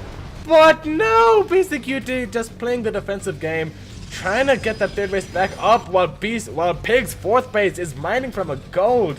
And I just don't think it's gonna work, Beastyqt. I think you missed your opportunity, and I think that it is excessively unfortunate. More barracks are on the way as well. I'm not sure what Beastyqt can do to get back into this game now. I think he missed it. Pig is almost doubling in army supply. Doubling in army supply, as the Irish would say. And now, oh, it's so bad. So shitty. Okay, alright, Beastyqt now sees that army and thinks, God damn, that's a lot of army. And he doesn't need a lot of army. He does have a couple of storms though. Pig could still very well lose this game, especially if he clumps up his bio against the Templar. And the Vikings will get pinked on under. Huge storms going on down. Big thank you to the mention that later. A great engagement coming out for from Beastyqt. Huge storm standing on the army of Pig. And Pig, he may have the armor by advantage, but it's all in medevacs. And now Beastyqt, can he reinforce this? That's a big question. Pig took a bad engagement, but he's not dead. He has Liberators, he has a planetary fortress, he has orbitals, and he has what he needs to win this defense. Can you win a defense? No, you can get a defense, I think. Oh, I'm so giddy. I want to mention it, but I can't. I'll just wait until the game's over. Oh, I want to mention it so bad. Alright. Looks as though Pig now has managed to hold on Beastyqt. Take a look at the resources lost. He is now tied it on up with that great engagement. Pig is like, no way you don't have a gold base, but no. No way you don't have a gold base or a hinged ninja base and managed to destroy my attack, but no. The storms were just money. Now Beastyqt is starting to... He's held on for that mid portion of the game of Marine Marauder, you know, Viking, stuff like that, but now Pig realizes it is time to tech up. Quadruple Liberator production is on the way. He realizes he has enough medevacs to satiate him for a very, very, very long time. I smell like chips and dip, and I really want chips and dip right now, and I'm actually pretty damn hungry. And Beastyqt, even though I think he's not in a great position this game, I think the Liberators may very well be able to shut him down. I think that Beastyqt has definitely played an exceptional PvT and has held on exceptionally well. Now, where is the Mothership Core? It's right here. There is a cannon, so if Pig is not paying attention, he should He could just lose everything in Beastyqt. Actually, letting all the bio unload. A little late to draw the trigger, and now he's gonna have to dedicate some army to go ahead and take care of this. The Mothership are full of energy too. DT's gonna go ahead and hack and slash dice and mice. But speaking of mice and men, the pig from army is going to pen Beastyqt. Oh, references to make myself sound smart, and pig is gonna take out the third base. 102 armors if I do 100. The 3-3 gets denied from our friend Pig. Beastyqt sending everything to take care of this, and Pig just smiling, sitting on back, and realizes he is in a fantastic position. At least he has vision of the siege tank. We will call this lonely siege tank Jeff, because Jeff is not going to do anything, and we don't have to say that name or remember it ever again. And here's the thing: is Pig gonna back off?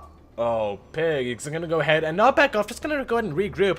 A very tough lesson I've had to learn in StarCraft is, if the opponent is not making you back off, don't you back off. You lay on until they force you back. And Pig, right now, is going to go ahead and recoup his sources. Wants to push with one big consolidated army, and looks as though that is what he's going to do. Send 3 medevacs toward the main base. There's absolutely nothing to defend, and I think this is going to be a much more successful drop than we saw last time. And the last drop was pretty damn successful. Going to be reinforced by Liberators. Oh, Beastyqt, you think you've had migraines before? Boy, let me tell you something about headaches. This right here. This is a headache. This should be illegal, as a matter of fact. Pig is gonna have a couple of his reinforcements burnt off as he eats another fatty storm, but the main base is forfeit. Pig is taking the map. Meanwhile, another contingency of Maraud is gonna deny that third base. Beautiful splits from our friend Pig. And then Beastyqt realizes that he can't push up here, not now, not ever.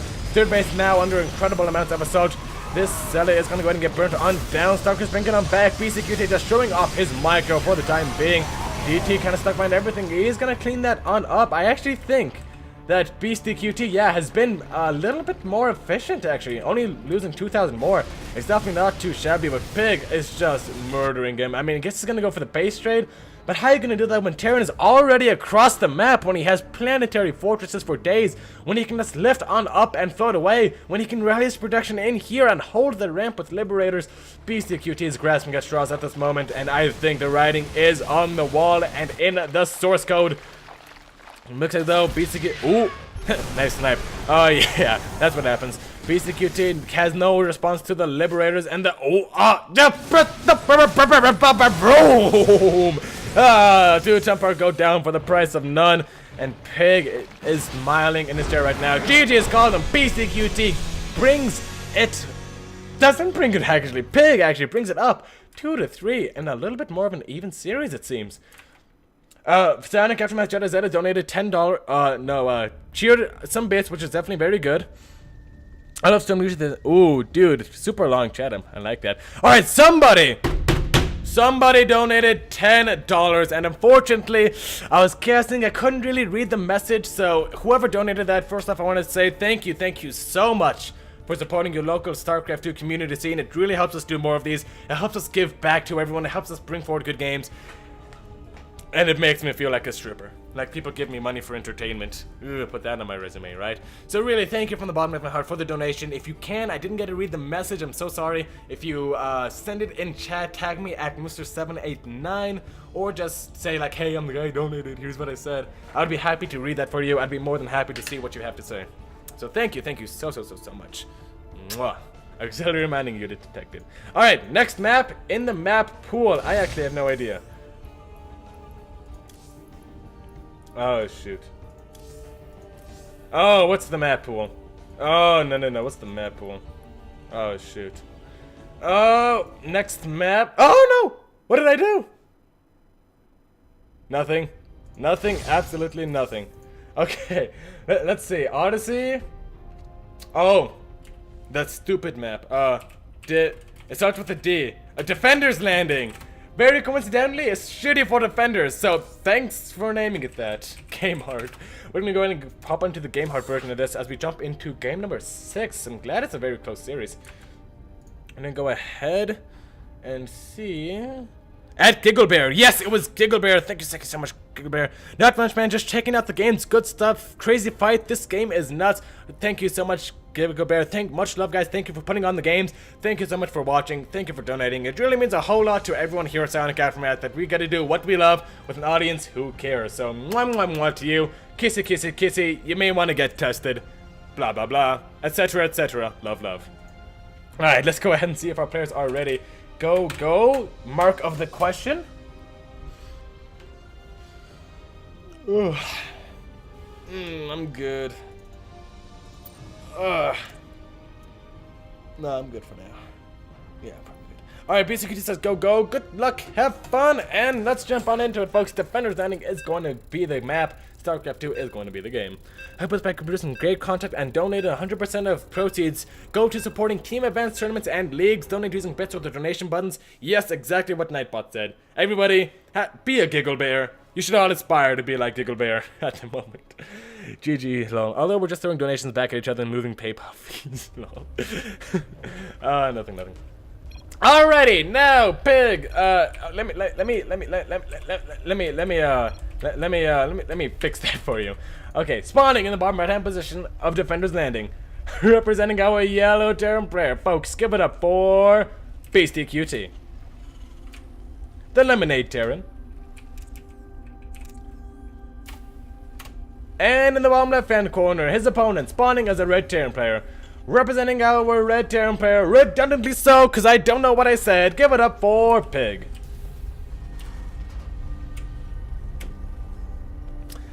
Oh man, I went full on like 20s car engine, like rusty motor oil, like last game. I just, so much excitement. I think PiG definitely played well. I think it dragged on for a little bit longer than it needed to have, but you know, PiG definitely showed that what he needed to do. He understood that he needed Vikings. I would have loved to see the inclusion of maybe the second star port a little bit earlier, but hey, you know what? You can't expect these builds to be refined. It's random versus random. We're just having a blast, folks. Now, both players are indeed going for the same builds that they have done for the past 3 TBTs. Beastyqt is going to go ahead and go for the 2 gas on 1 base, as is PiG. I'm pretty sure the Reaper expand has been getting kind of unpopular in the map pool recently because look at the map pool. Just look at it. Look at it. Look at the map pool. Jesus, it's so good for aggression right now. So good for proxies. I just don't think you can afford to be super greedy on the current map pool. I think most of the maps kind of have a theme of, you know, trying to split yourself up and defending against early aggression. I can't really think of a really nice macro map right now. I think the best one right now is Abyssal Reef for macro, but that's honestly it. Like, I'm drawing a blank for the others. But I guess it's fine. You can't have everything your way. I guess some games just want to be crappy. No, just joking. Alright, Beastyqt and both pairs are going for the mirror matchup, and that's the thing about mirror matchups. It's very hard to say a lot of things about them a lot of the time, because everything is just so similar. Now we have some sort of deviation. Beastyqt is going for a reactor on his barracks and for Marines instead of the Reaper, so definitely gonna have less map control than our friend PiG, but he's gonna have a stronger thing to push with, I'm going to suspect. Probably gonna go for some sort of Marine Cyclone sort of build. Not quite so certain as to what he wants to do just yet. It is gonna be a Destiny Cloudfist build, as you all know and love. And PiG could get his Marine caught by a couple of Reapers. Could have got his Reaper caught by a couple of Marines. Malapropisms, folks. As 2 more are about to pop out for Marines when you're not really expecting them. Trust me, if you know anything about the Spanish Inquisition, you know how badly some unexpected Marines can be. But it looks as though Beastyqt PiG is going to go and wait for 2 Reapers to go and hop on up, just to have a little bit of fun. And I think with the advent of the Cyclone, it should be pretty good. I mean, Beastyqt should have little to no problem taking care of PiG. PiG now, take a look at his vision. Should have some sort of knowledge that there is a Cyclone show. Probably shouldn't move up the ramp. Moves up the ramp anyways and loses a Reaper. God damn it, why does nobody listen to me? Okay, gotta be very careful to not actually send that. Okay. Alright, oh, PiG actually getting caught on out. There is a lot here, says our friend PiG. Now, Medevac is gonna go ahead and come on out, so Beastyqt going for a little bit of an unorthodox build. Gonna go ahead and drop. Oh, oh no! You're right. Okay, I'm sorry.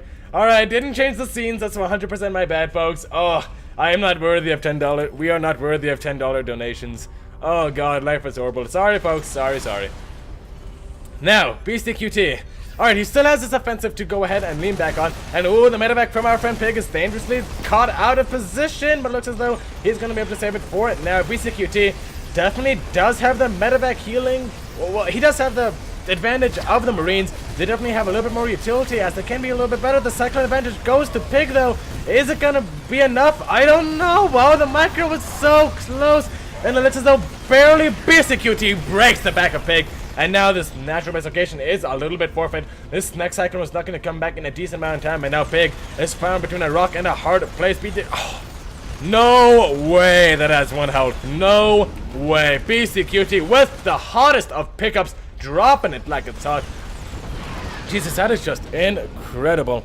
Overlay. No observers kick off. I know, overlay. I'm sorry. I fixed it. Everything's good. I am forgiven, hopefully. Alright, Beastyqt with a good bit of damage there. He did take out a decent amount of the army, unfortunately. I think he was looking for a cancel on that base. I just don't think he had what he needed to go ahead and make that happen, unfortunately. Gonna go in and get a couple of workers with this Liberator. Actually, 5 by the looks of it, so not bad at all from our friend Beastyqt. Own Liberator Pig is gonna go ahead and pop on out. No Ravens so far. Actually, there's Raven halfway through production, so that's a thing. Beastyqt.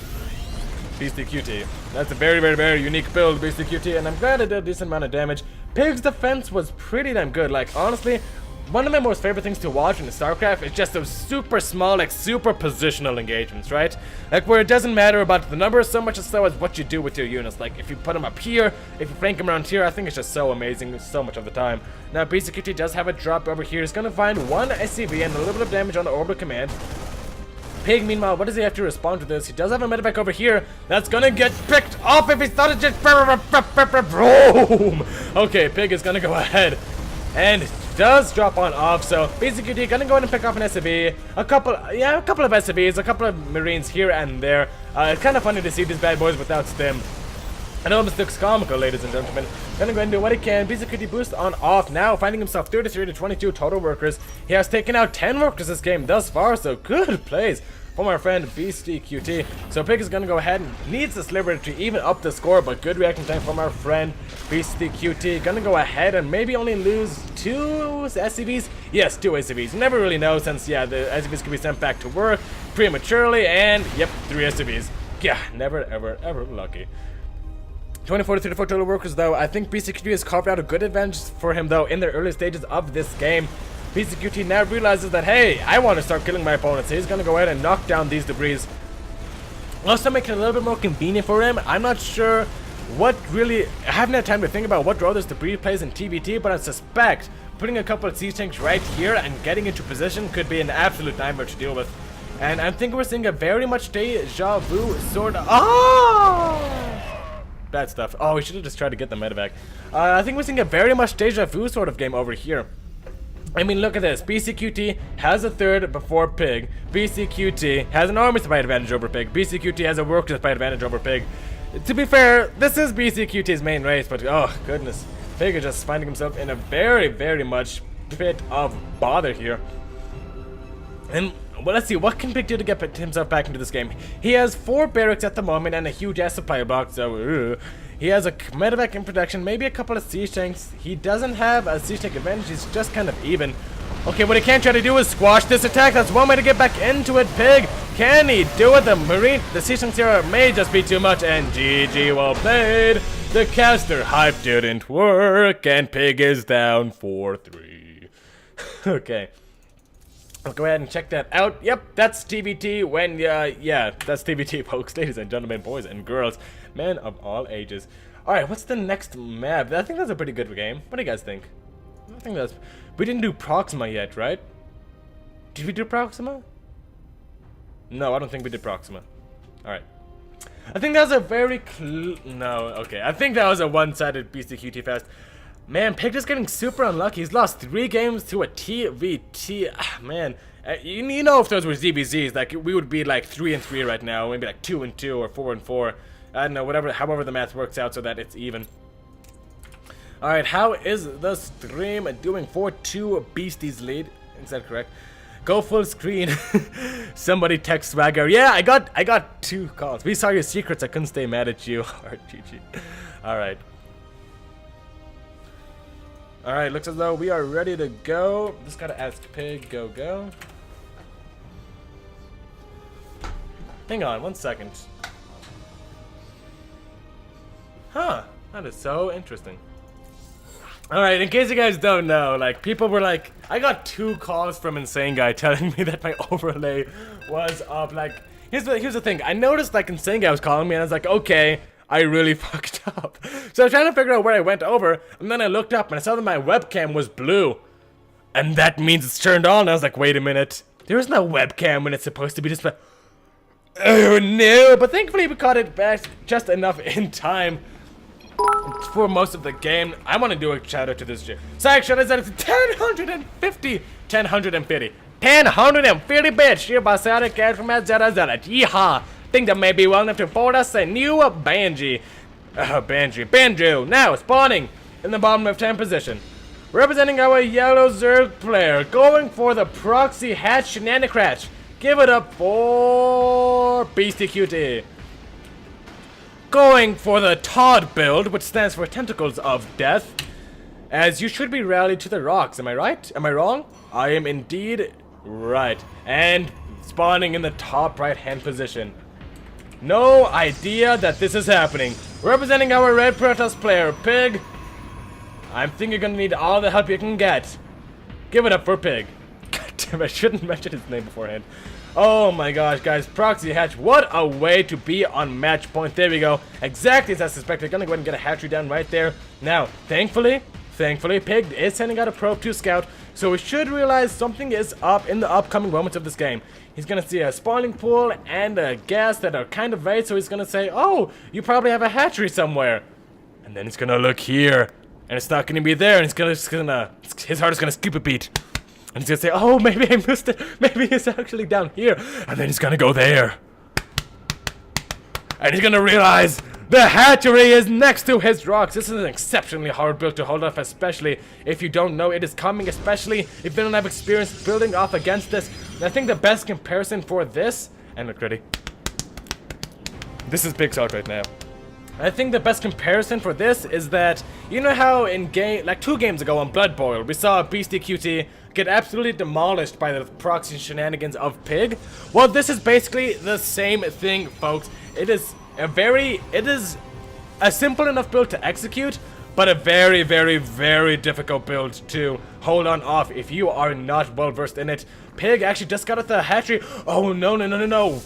Mistake number 1 in the build. PiG needed to build a pylon or 2 over here to overcharge. And now this hatchery is going to go up uncontested, easy peasy. He realizes what is going on. He is going to throw down the forge, realizing cannons are indeed pretty damn good units in this scenario. Interestingly enough, there are no spine crawlers.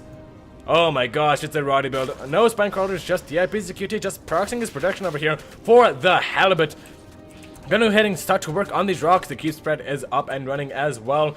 And what is Beastyqt gonna do? It's gonna go ahead and make an overload chamber. So it's gonna go for overload drops. That's amazing. That is absolutely incredible, folks. Speed is on the way as well. The forge is finished on up, so this cannon over here should be the bane of this spine crawler. I mean, this needed to be done very, very, very much like 2 minutes ago. I'm not sure what Beastyqt was doing. Generally send out drones with the hatchery in order to get something done. Unfortunately, that doesn't seem to be the case here. And these photon cannons are absolutely gonna shut down any attempt of Beastyqt to knock down these rocks in a timely fashion. They're going for more and more cannons. Drop load is on the way, however. You know what's not good versus cannons? Not dropper lords, as they are gonna go ahead, pick up a decent amount of ink to push them into their natural base locations. Cannons have finished on up. They're not going to be attacking anything just yet. A did grant vision of the creep tumor, so the creep should start to back off just a little bit, which is very unfortunate. You really need a creep spread for this build. Does Beastyqt go for the transfuse, or does he wait for the, or does he go for the creep tumor? I'm not quite certain. PiG is really reinforcing the position hard, and I think he's actually overcommitting. 3 cannons is more than enough. We need to start thinking about what else can your opponent do to you. And this is the answer. Beastyqt elevator links into the main base. 18 arms by to 8. There is not much. There were no additional gateways, and PiG starting to lose probes by the dozen. 5 go down. Now 6, 7, 8. Can a brother get a 9 probes set? No, even more than that. A 10, 11, 12. A whole mineral line entirely forfeit for our friend PiG. And now this is starting to get knocked on out. Fortunately, this Beastyqt's overload that's actually going to go ahead and get taken on down. A little bit of a miscontrol. High energy queen does end up falling. 18 probes have gone down. 17 to 13 total workers. Here's the thing. What should Beastyqt do from here, folks? Do you think he should I don't know, I think from the bottom of my heart he should expand behind this, right? You've done enough damage, you have drop roads, you can probably get at least a couple of more workers, and you're not going to get this cyber core. No, actually, yeah, there's like overshots there. You're not going to get the cyber core, you're going to lose all your lings. I think at this point, yeah, he knows what's up. He's just going to go ahead, get some more drones, use the lings that he already has to destroy Beastyqt's mineral, or Pig's mineral income. Pig, you only needed a couple of workers, you really needed those gateways, my man. However, this is a very unique build from my friend Beastyqt. Can't really blame Pig for not playing around it to the best of his abilities. Beastyqt actually is going to go for the third. If this cyber core goes down and warp gate does not finish, I think that's going to be the end. It's so close, 14 seconds, Pig! He can't save it, oh my god, it's going to go down! And the lings are in on the base to cop it all off. Pig is in a horrible position, 22 workers to 19. Now, a regular hatchery in a regular position is on the way. Dock Shrine immediately started for our friend Pig. He knows desperate times call for desperate shrines. And Pig actually kind of choking up behind his units. Next is getting dangerously low on health. Probably not gonna get it, but Pig... Oh, no, is he gonna get it? 50 supply. Oh my gosh, he's gonna get it! He's got it with the last lings. Oh my god, Beastyqt. Oh, a monstrous attack. A devastating blow for our friend Pig. And let me guess, he's gonna waddle all the way home. No. Okay. Pig, oh my gosh. This has been a fantastic engagement from our friend Beastyqt. But... that, folks. But that. No vision at all from Beastyqt. Here's the thing. Does he realize what he loses to? Does he get the spores? Does he get the overseers? Does he get the defenses? Beastyqt knows he's in an excellent position. And honestly, every player, when they're in a good position, needs to think, what do I die? And I think our friend Beastyqt has identified it pretty well. He dies to 5 oracles, so he gets a spore. And he dies to DTs, so he gets a spore. And a layer, and an overseer. And folks, I think with that, Pig may have to concede 5-2 against Beastyqt. Now there are actually a decent amount of larvae over here. That is lots of little goofy bastards over there to go ahead and make shit out of. Pig though, not just restarting his warp gate, he won't even this is so painful, folks. He's gonna have to manually produce DTs from his gateways to pick him up in a prism. It's gonna be atrocious. Now going for the Spire, I think that's a very agreeable choice. You can definitely shut down even more of the things Protoss can do with a Spire. You're gonna shut down Warp Prism, Archon drops. You're gonna shut down Warp Prism, Archon drops. That's basically what you're gonna shut down. Warp Prism aggression is not gonna do anything. And do you think on one base with delayed warp gate with a huge worker deficit, Pig was gonna be able to afford either huge massive Blinkstalkers or double Stargate or triple Stargate? No. So I really like this Spire choice from our friend Beastyqt. Has to be careful that he doesn't die in the meantime. Pig gonna go ahead, scout out this third base location. Does he realize? No. Forces are under attack. Forces are under attack, boys. Yeah, now Pig knows. I think he saw the Overseer and he knows that there's not much gonna happen. He sees everything happening. More Spine Crawlers. I think that's what the Spine... No way, really? Okay, if they were... we need to check the Structure's Lost tab after this, because this has been just a crazy game. If these Spine Crawlers walked all the way back home, oh, that would be amazing. Pig now knows that this Dark Shine he got is not going to be of any use to him. He's going to try and go for Archon drops, I think, at the very least. But already, Beastyqt is going to be able to make 6-7 Mutalisks. And that is going to effectively shut down the harassment from our friend Pig. He has to be careful, though.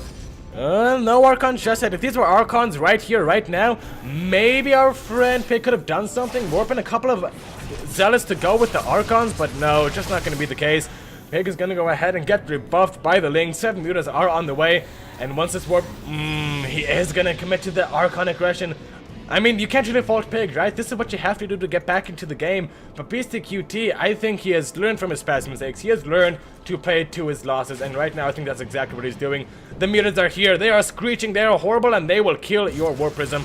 As long as the Archons don't absolutely murder them, the magic box has begun. And now this Archon is much more than forfeit, folks. Gonna go in and regen some of the health on these mutas. Should probably just send over the links to soak some health. To soak some hits, rather, and the muta should be able to clean it up fairly well. Now, what is our friend Pig to do? He already has forges and a couple of cannons. Cannons not really where he wants them, but cannons nonetheless. Trying to get cannons in his mineral base, trying to get Stalker, trying to get some semblance of anti-air in his main base. But Pig has just been outplayed by Beastyqt so far. Beastyqt has been playing this beautifully. Look at that. It's gonna go ahead and go down the photon cannon. Okay, still has a couple of Mutalisks. I'm gonna go ahead and deal massive damage to the probe. There is no blink just yet. There are no Phoenixes. It's gonna go and take out the Mama Ship Core. It does go down, and now look at this. Ready? Boop! Fires over here. Gonna go ahead and take out even more workers. I think PiG is now in a horrible position. 23 arms despite a 35. Actually in favor of our friend PiG. Beastyqt 56 to 38 total workers. Nonetheless, he has the tech as well. Protoss is not going to be able to move out for a very long time. And look at this. Continued Muta production and +1 in the air. It seems as though Beastyqt is going to go for a full-on Skyzerg kind of army. And, okay, I don't want to rag on our friend Beastyqt. I'm not trying to say he's low skill or anything. I'm just saying, when you don't know how to really... When your main race isn't really Zerg, and you're trying to, you know, play to the best of your ability, you kind of get what sticks in your head. Like, you know that if you just make a lot of mutas and some corruptors and maybe tech toward Spire tech, you can do something fine, right?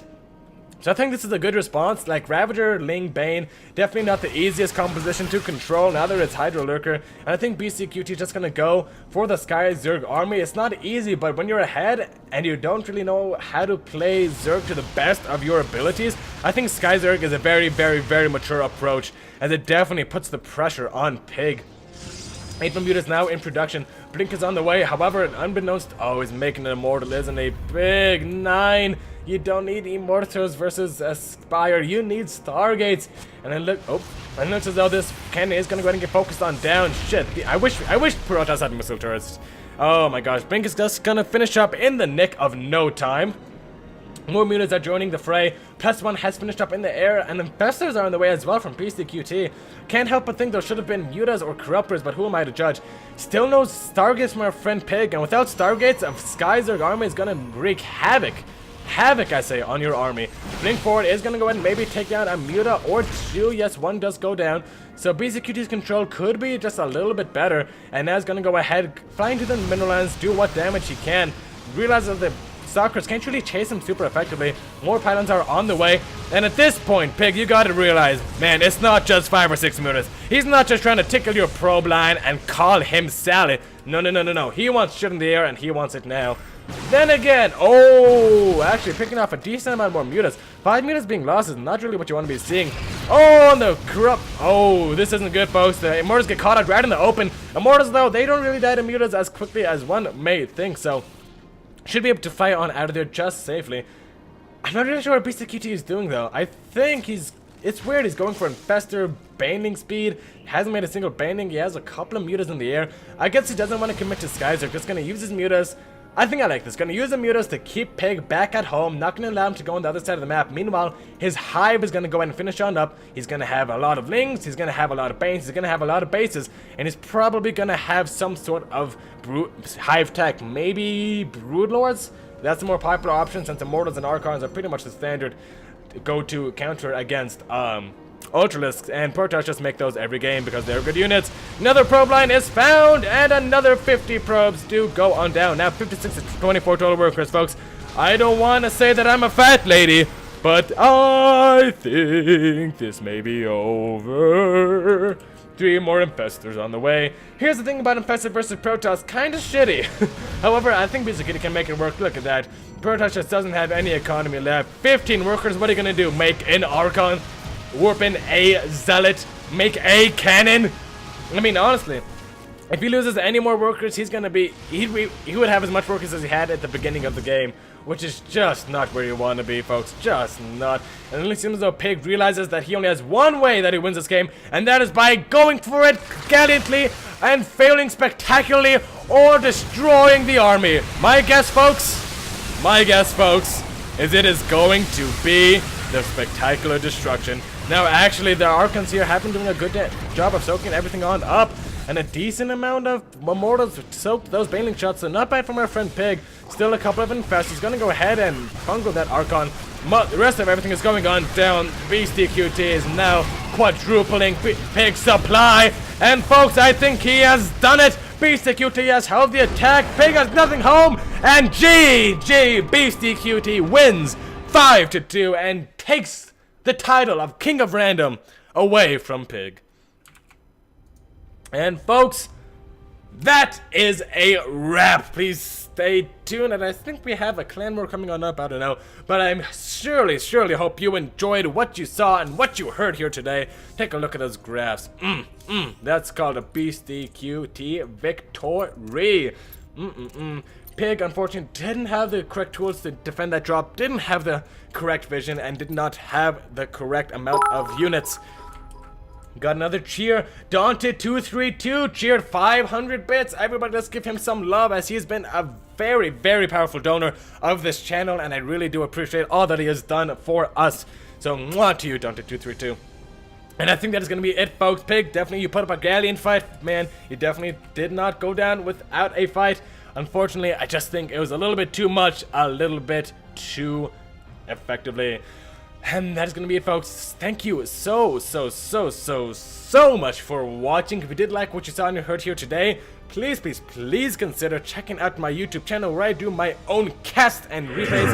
Thank you for following Taco Stuff. I'm assuming you're referring to ground beef and not some sort of euphemism. Alright. I do my own cast. I'm kind of running low on replays, so if you are interested in getting your replays cast by me, I'm 99% of the time they are going to get cast, because I am a little bit starved, so you can send them to Mr789@outlook.com. You can also check out my channel at youtube.com/Mr789, or just type it in the YouTube search bar, and it'll come on up. Just give it a check out if you want to. If not, that's fine. I'll only hold it against you personally. And I think that's going to be it for me, folks. Thank you so much for watching. Thank you to everyone who donated to make things like this possible. Thank you for supporting your local StarCraft 2 scene. And remember, folks, above all else, thank you for letting us do what we love in front of an audience that cares. And remember, the internet could always use some more heroes.